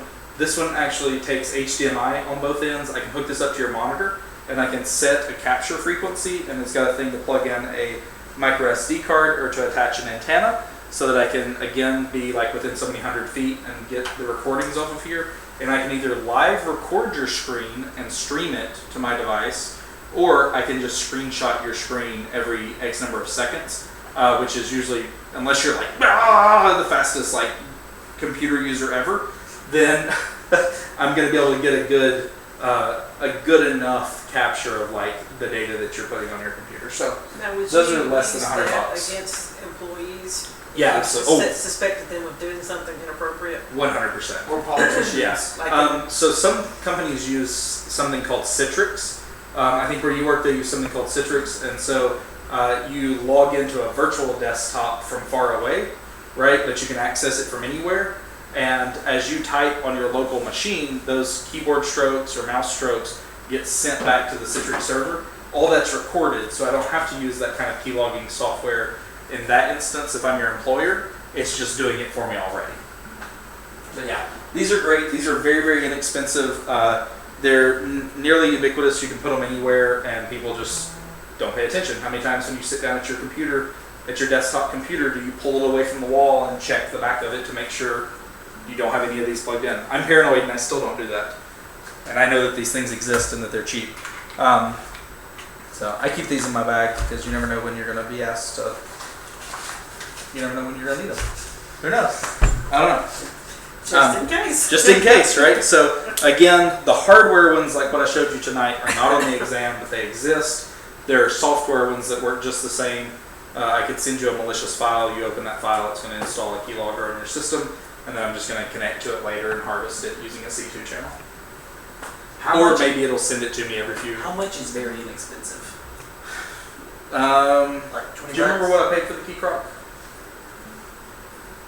Like Um, $60 maybe? I think so, but it's like 3 of them. Yeah, the So, key, right. the screen crab was more expensive, but the key croc I actually got as a Christmas present, and I think you paid like $60 for it, maybe. So, if I were able to get your credit card number or your username and password, and you were a high value target, then that $60 is nothing, and I wouldn't even bother recovering it because I can talk to it wirelessly, or I can use my C2 channel. Once I get it onto your device or get the thing there, I'm just going to leave it there. I don't care anymore. I'll be able to make more money by robbing you than I am going back and getting that piece of hardware and maybe getting caught. So these are used for physical pen testing. I think that's chapter 5. If somebody asks you to do a physical pen test, that's where they pay you to break into their company and see, like, within certain rules of engagement, they pay you to see how far you can get into their company and then offer fixes for the ways you got in. So you would say, I fought the naked homeless man and tranquilized him, and that's how I got into your restaurant, so I recommend you hire 2 naked homeless men, one to watch the other one's back or whatever. Crocs 120, I think it was bought Black Friday when it's obviously. Okay. So 120 for that. But key Black prop. Friday's coming up. There you go. Black Friday's coming up, so if you No. need one, Hack 5 is that company, and Hack 5 makes some other goodies I've got here in my bag that we'll talk about later. I'll show you guys before we leave. Next one's going to be logic bombs. These are kind of like rootkits. You're not going to find them. You're never going to have to deal with these for the most part. These require a specific set of circumstances to activate. So it may be a date.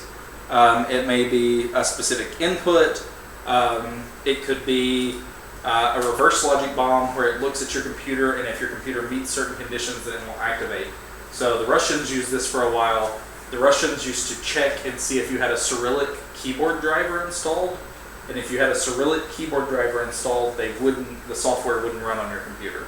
So that was a logic bomb. It was an inverse logic bomb that kept the software from running instead of making the software run. So that way they were only hitting Western companies or Western computers, right? Instead of people in Eastern Europe or themselves. These are not independent programs. They're usually malicious content within a program. So something like, we'll use an example, Internet Explorer is pretty ubiquitous. Internet Explorer could have a logic bomb where if you typed in Bill Gates is the devil.com, it would blow up your computer or whatever, right? It's hard to find these because you're not going to know they're there unless you know they're there, or unless you meet the circumstance that causes them to activate. And even then you may not know what you did to cause them to activate. Because if I'm going to write a logic bomb, I'm going to say write the logic bomb and then, or when you hit the trigger, wait 2 hours and then do the thing. So it's not going to be deterministic to you, the user. You're going to be like, well, I was just clicking and it did it. Let me just click again. Well, actually, the timer started 2 hours ago or whatever, because I had it written that way. So I'm a good attacker. These are hard, if not impossible, to detect without reviewing the original code. You can do something called software reverse engineering. If you do software reverse engineering, sometimes you can find these instructions written out in there, and then you'll be able to say, like, oh, I can see where this is occurring or where this trigger is, and this thing is going to happen. Questions about logic bombs? No. You're not going to run into them. You got to know them for the test, but they're not super, like, you're not going to find them.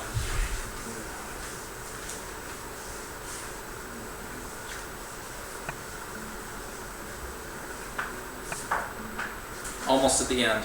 Fileless viruses is the next thing. Fileless viruses work like this. Usually, we talked about before that you have a spinning disk or an SSD or some kind of hard drive in your computer. And we talked about how hard drives are kind of like long-term memory, right? But if I asked you to remember a string of numbers and repeat it back to me, that would be stored in your short-term memory. And this is also known as volatile memory. It's volatile because it's used and destroyed on the fly as the computer needs it. When you go to access a computer program or a document or something, the computer's not working off the hard drive.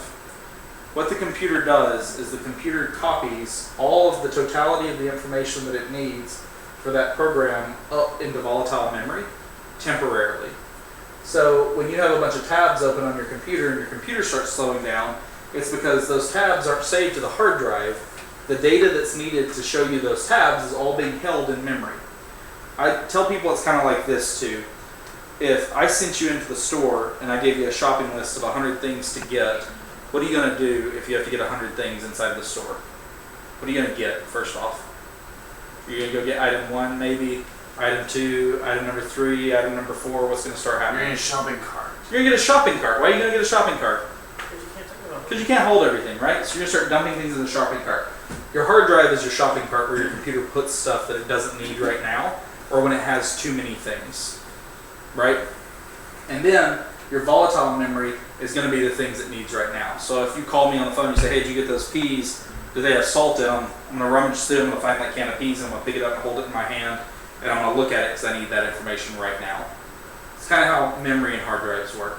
Is that fair enough? All right. So there are certain kinds of viruses or malware that never get saved to disk. They only ever stay up here in the memory. It makes them very difficult to find because when I go and use a scanning tool, 90% of the time my scanning tools are going to scan the hard drive, not the memory. Because the memory gets blown away and destroyed and put back and used just like your hands do, right? You pick stuff up, you put stuff down. Memory's going to be always picking stuff up and putting stuff down. You might remember the last 10 words I said, but you don't remember the last 20 words I said. And then as I keep talking, those last 10 words get dumped out, and now you've got 10 new words in your head that you're remembering, right? What did I pick up out of the shopping cart a minute ago to check for salt? Peas, right? Do you remember that? But what number did I give you guys last week when we did dog and it came out and it had 3 other letters in it? No idea, right? I don't even remember. Your volatile memory is constantly picking up stuff and putting it down. So what the computer does, because it has all this memory that's being used, or what the virus does rather, is the virus hides itself into memory. A lot of times, antivirus software and security software will only look at what's written to the hard drive. It won't look at memory. So when the computer writes something to the hard drive, the antivirus software says, wait, before you put that on the hard drive, I want to look at it. And the antivirus software looks at it and says, yep, it's good to go, you can save it to the hard drive, sorry for the trouble, and it writes it to the hard drive. If it runs in memory, it won't be seen. If I go and scan the hard drive, it won't be seen.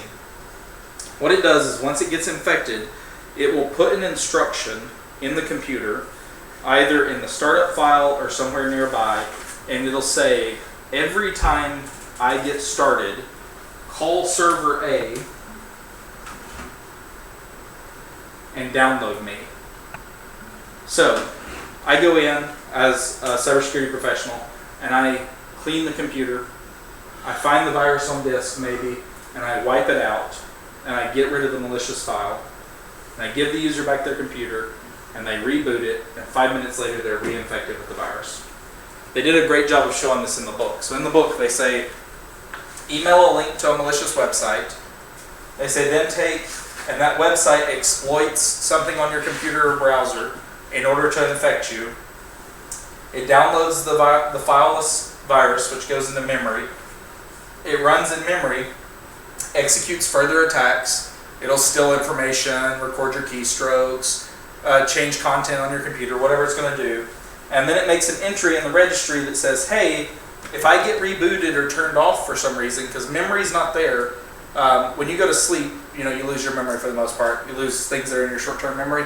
It's the same way with your computer. When you put it to sleep, everything that was in memory goes away, and just things that are saved to the hard drive are still there.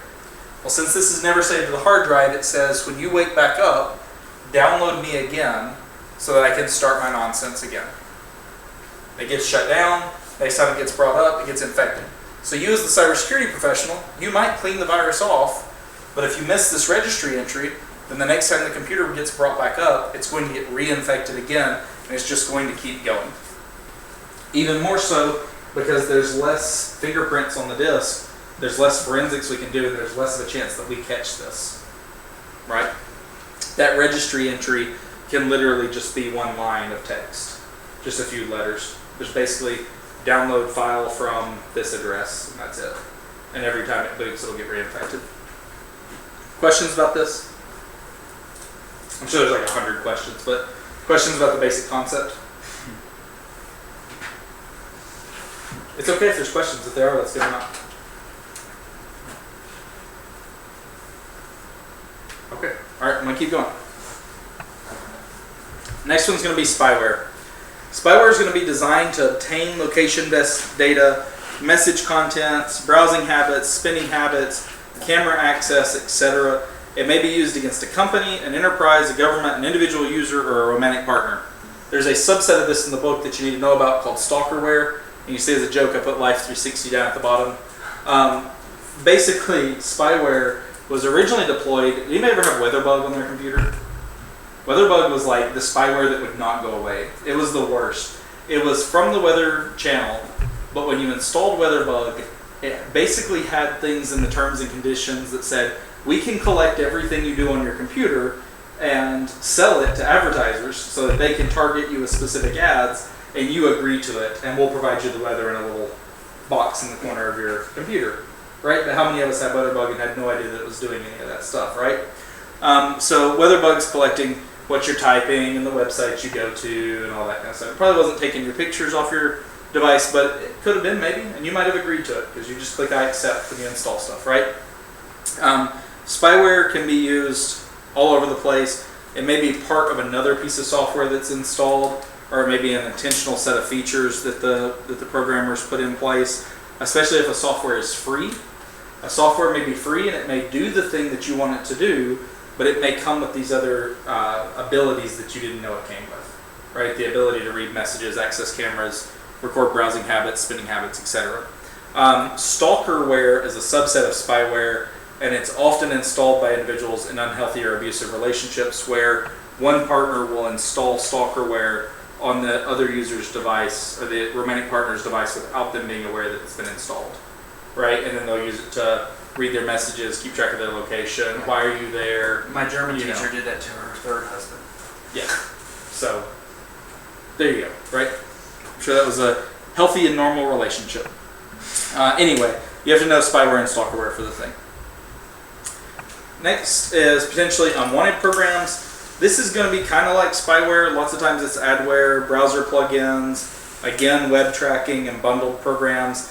It's not always malicious. It's just stuff that the user may not have known was coming with the software that they were getting, or features that they weren't aware of and that would make them not want the program, right? So if I'm a company and I know that WeatherBug records all of our users' keystrokes, that may be unwanted software. I may not want people to put WeatherBug on their computer. It's not malicious directly. It's not going to break our CIA. It's probably going to break our confidentiality, but it's not probably going to break the integrity of our data, and it's probably not going to break the availability of our data. It's just kind of a pain, right? And sometimes confidentiality is enough of a reason to get rid of a piece of software, right? So I deal with pups a lot. We actually have our computers set up where if we see a pup in the environment, it goes ahead and deletes it and notifies us. And then our threat hunters will check the environment to see if that pup is existing other places. 90% of the time where it comes from is somebody takes a USB drive that they found or that they got. And if you remember, USBs were one of the attack vectors that we talked about previously. Somebody takes a USB drive, they pop it into their computer, it's got a pup on it, the software will delete the pup and we get a notification, hey, potentially unwanted program on computer A, server B, whatever it is. Any questions there? They're not always malicious. Sometimes they're just annoying or intrusive or collecting data that you don't want collected on your network.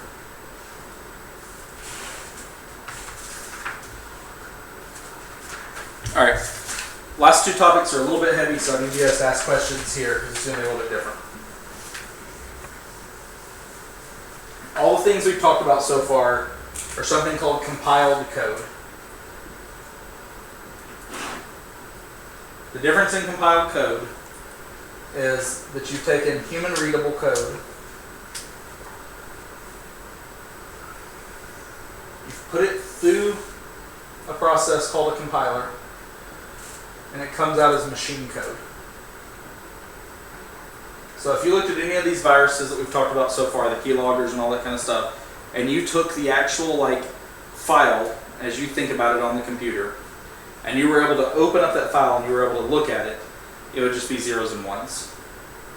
And you'd be like, what am I supposed to do with this? This doesn't make any sense to me. This is complete nonsense because it's been transformed into machine code. It's been put through a compiler and it's no longer human readable. So if you want to program something, you sit down in you sit down to what's called an IDE, development environment, and you start typing human readable code and you say, if user clicks this, then do that. The computer doesn't know what that means. So a compiler takes that human readable if-then statement and converts it into the zeros and ones that it needs to make it be readable to the computer, right? So that the computer can do the thing that you want it to do. So this is compiled code. Any questions about compiled code? No? Probably in your day-to-day life, about 100%, if not 100% of the code that you interface with or interact with is compiled code. So when you launch an app on your phone, it's compiled code. When you run a program on your computer, it's compiled code. Does that make sense? Okay. Malicious code is not compiled.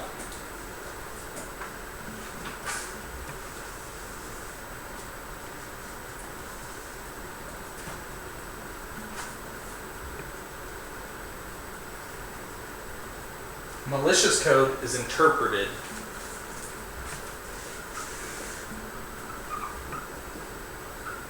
at runtime. So here's the difference, or a good way to think about it.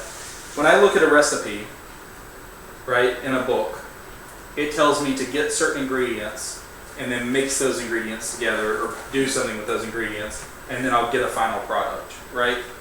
But the ingredients or the information that I'm looking at is human readable directions, right? And I don't do anything with that recipe. I read it as written and I perform the actions as written. And in the end, I still get the same thing, right? I could compile a calculator and I could say, do 2 + 2 = 4 and name it calculator.exe, and it would still give me the result of 4 every time.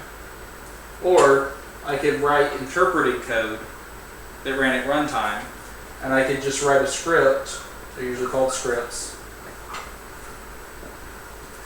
and I could say on run,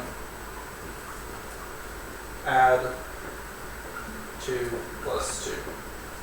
Both of these programs are going to give me 4, but one's compiled code and one is interpreted code that's interpreted when it's ran.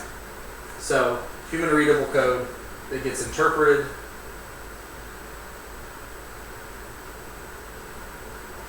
and then we get a result. Is that close to sticking with anybody? No? Ask your questions. What do you got?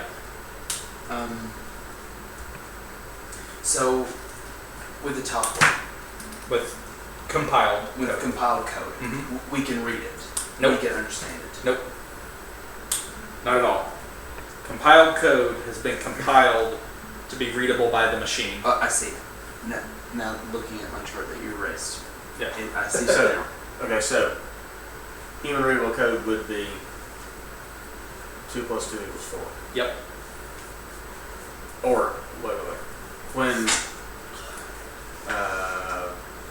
When the mouse clicks the whatever button, then 2 + 2 = 4. Yeah. You run it through a compiler and it turns it into 1s and 0s that the machine can read. Yeah. But Exactly. we can't read anymore. Right. Interpreted code is you tell it through an exe or a script. Nope. Just through a script. No EXEs. No, excuse me. EXEs are going to be compiled. Oh, yeah. Okay. So you tell it through a script that when you click the whatever key, you run 2 + 2 = 4. Yeah. Exactly. So would HTML be interpreted code? Yes. HTML is interpreted code. If you pull up HTML and you look at it, HTML is human readable. You'd have to know how to read HTML, but it's human readable, right? So the interpreted code is basically the computer languages.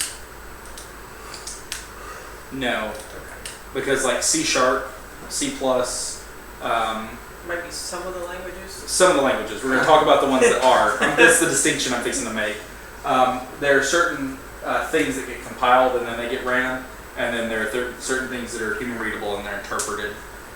Human readable interpreted code is a lot easier to learn. Python is a very popular human readable and very powerful interpreted code. You can write in Python and you can say print hello world in Python, and then you tell the interpreter run, and the interpreter will print hello world on the screen.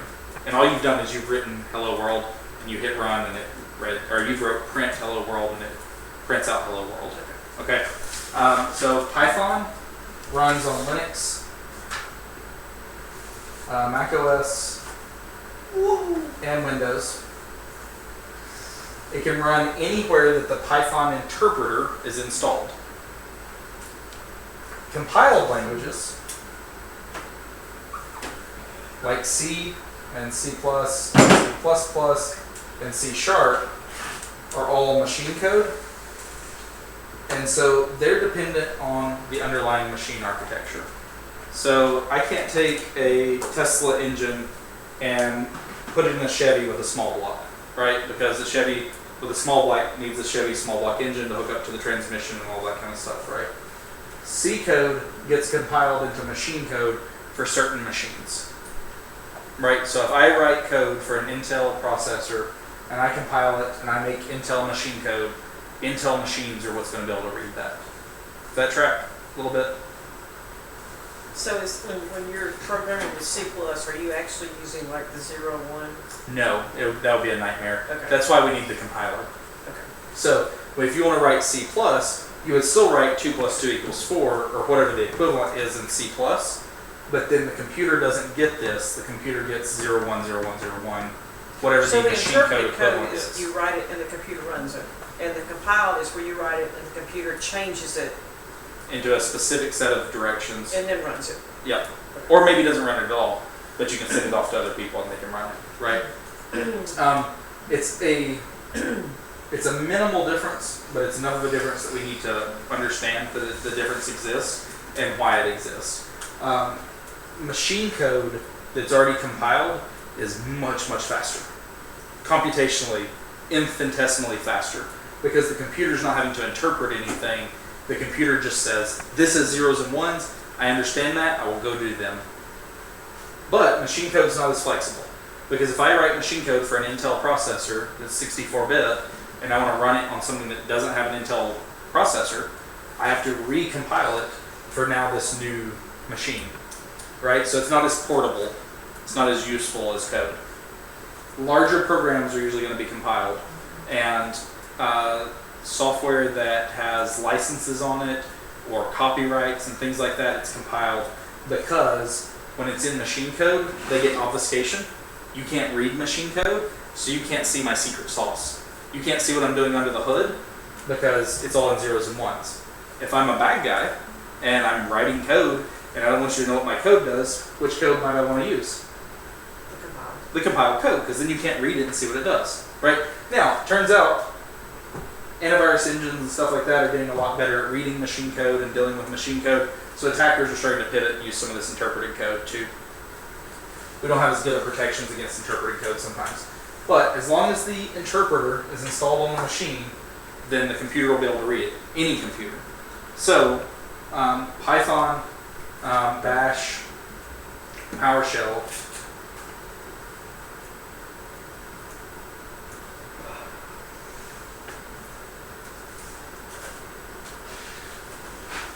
it's native to Linux and Mac OS, and then PowerShell. Isn't there Basic and Visual Basic? Did you guys ever take Visual Basic or Basic? I took basic when I was in college. Oh, okay, cool. That was an interpreted language. You didn't compile basic programs, you would write your instructions and then Right. run them and they would be interpreted. Yeah, so Theoretically. so Visual Basic, Basic, and PowerShell are the Windows equivalents for interpreted languages. There's also something called macros. They can be written for Office, specific to Office applications usually. And macros might be something that somebody writes that says like, take spreadsheet A and find column B and pull out all the values and compare them to spreadsheet D or whatever, right? So macros are usually in Office. They can also be in email programs where you say, if I get an email from somebody, do this. This is usually easier for a human to write. It's easier for me as a good guy to see what the bad guy was doing. And it usually has more flexibility. So if I can write malicious code in Python, I can run it on any system that has the Python interpreter installed. If I write something in Visual Basic, it'll run essentially on any Windows system.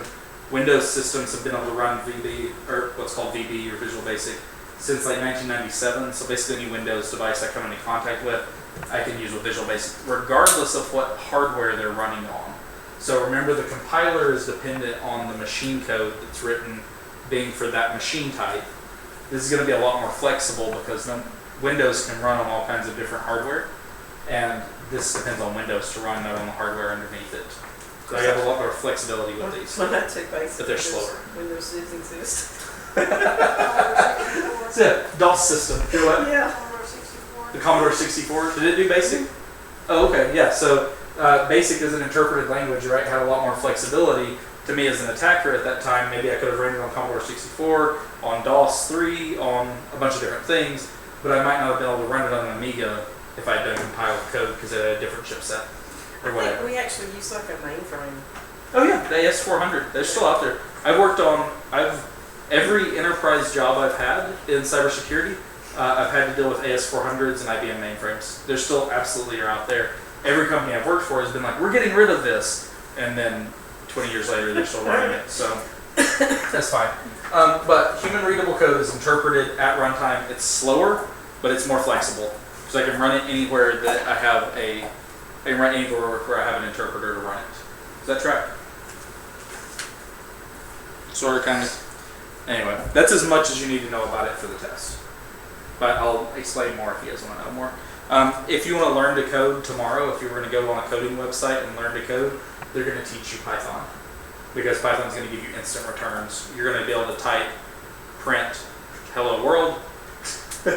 You're going to be able to print hello world and hit interpret, and your computer, regardless of what kind of computer you have, is going to spit out hello world. And you're going to be like, I'm a programmer, I did this. Jessica, what is that app y'all use? Memo.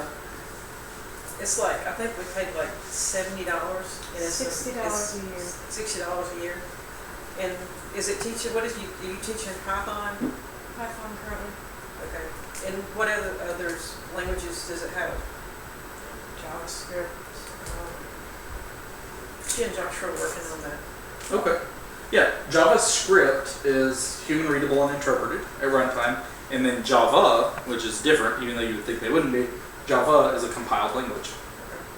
But Java will actually run on almost anything. Java is like crazy flexible. And it's crazy fast because it can be compiled for almost anything. It's probably more desirable if you can speak these languages, basically speak these languages to be hired. Yeah, absolutely. You can get certified in these languages or show yourself proficient in these languages. In cybersecurity, we're mostly going to want you to know Python 90% of the time. Because it's the new hotness, it's very fast and it runs on everything. So when somebody comes in, if they say I can use Python, 90% of the products that we're buying to defend their networks are going to work with Python. We're going to want to use Python scripts because we want to use Python scripts so that we're not locked into one operating system or the other, that kind of thing. So, last one, or next to last one, is going to be AI, ML, and adversarial AI. I cannot believe this is in the book, but I have to talk to you about it because it's the new hot garbage. It's not the new hotness, it's the new hot garbage. Okay, AI and ML is a marketing tactic that security researchers and security product salesmen are just slapping onto their products and being like, we have AI and machine learning. That's what AI, artificial intelligence and machine learning.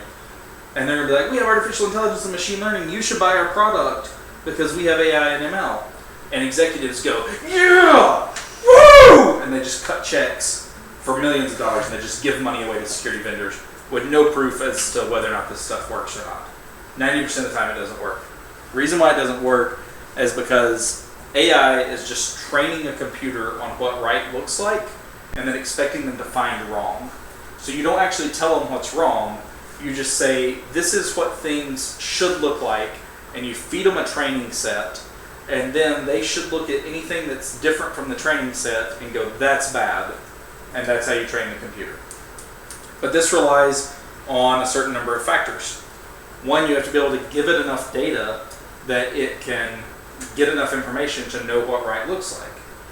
They do this a lot with like CAPTCHAs. If you ever had to answer a CAPTCHA when you logged into a website and it said, which one's the traffic light?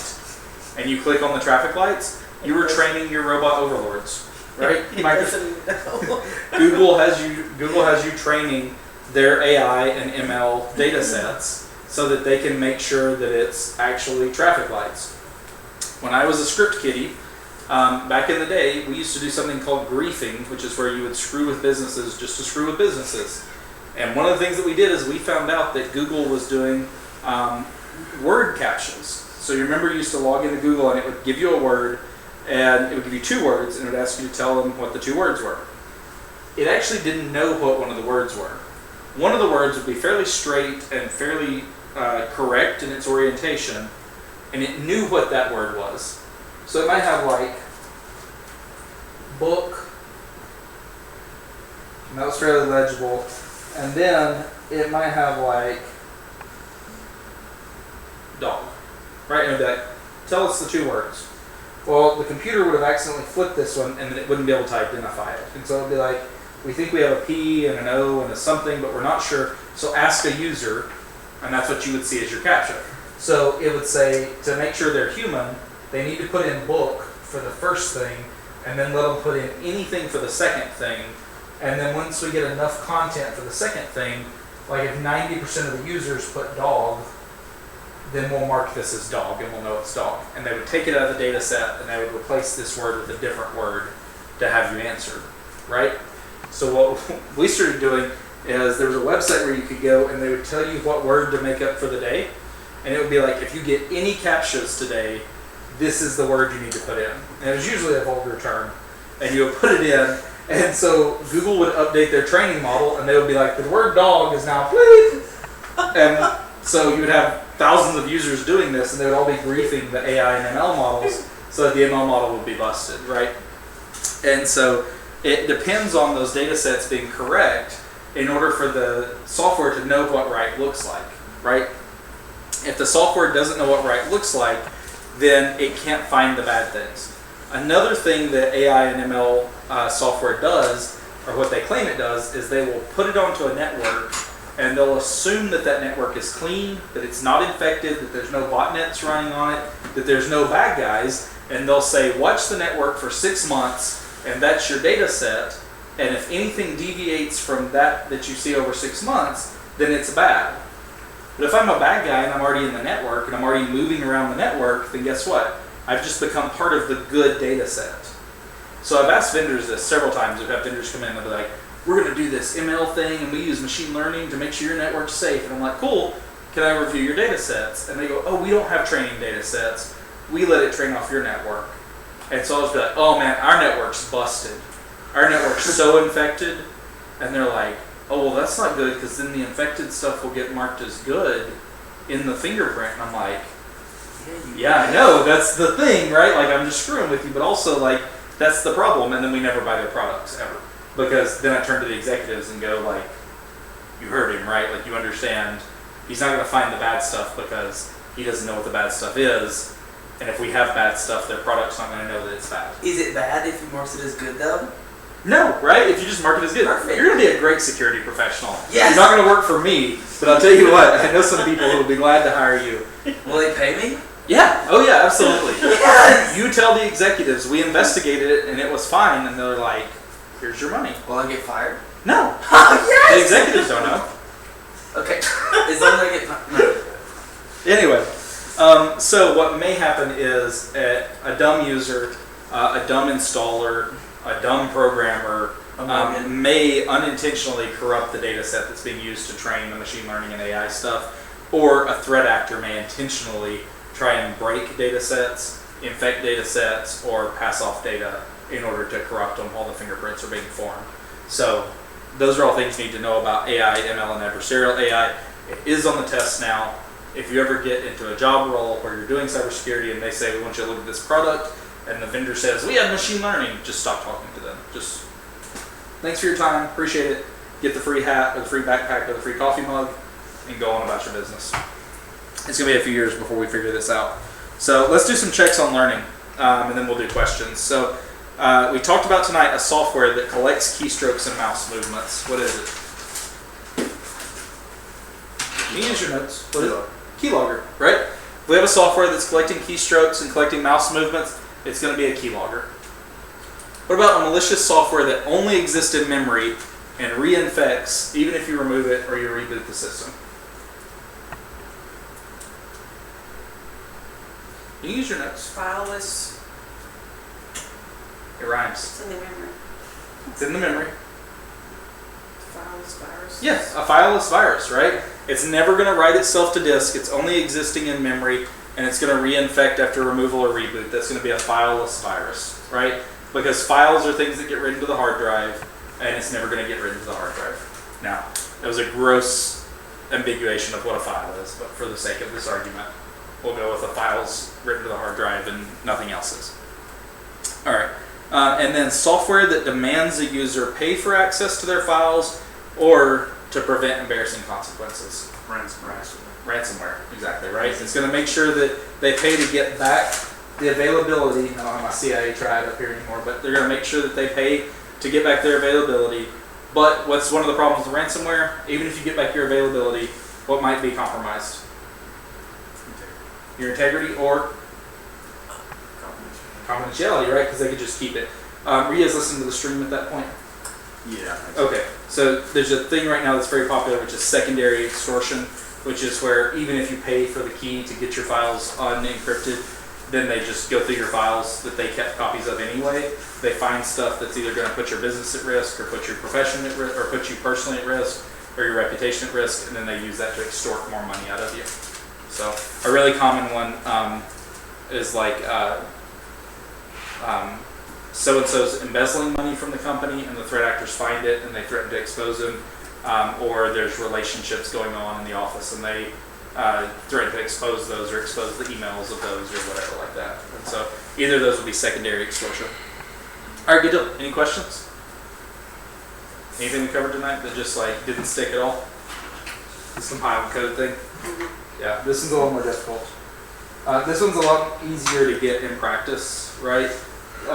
For your all's sake, you just need to know that compiled code exists, and that compiled code gets compiled into machine-readable code, and that has to be specific to certain types of machines, but it's very fast. It's just not very portable. And then interpreted code is human-readable, and it gets interpreted at runtime, which makes it slower, but more flexible. Does that seem fair?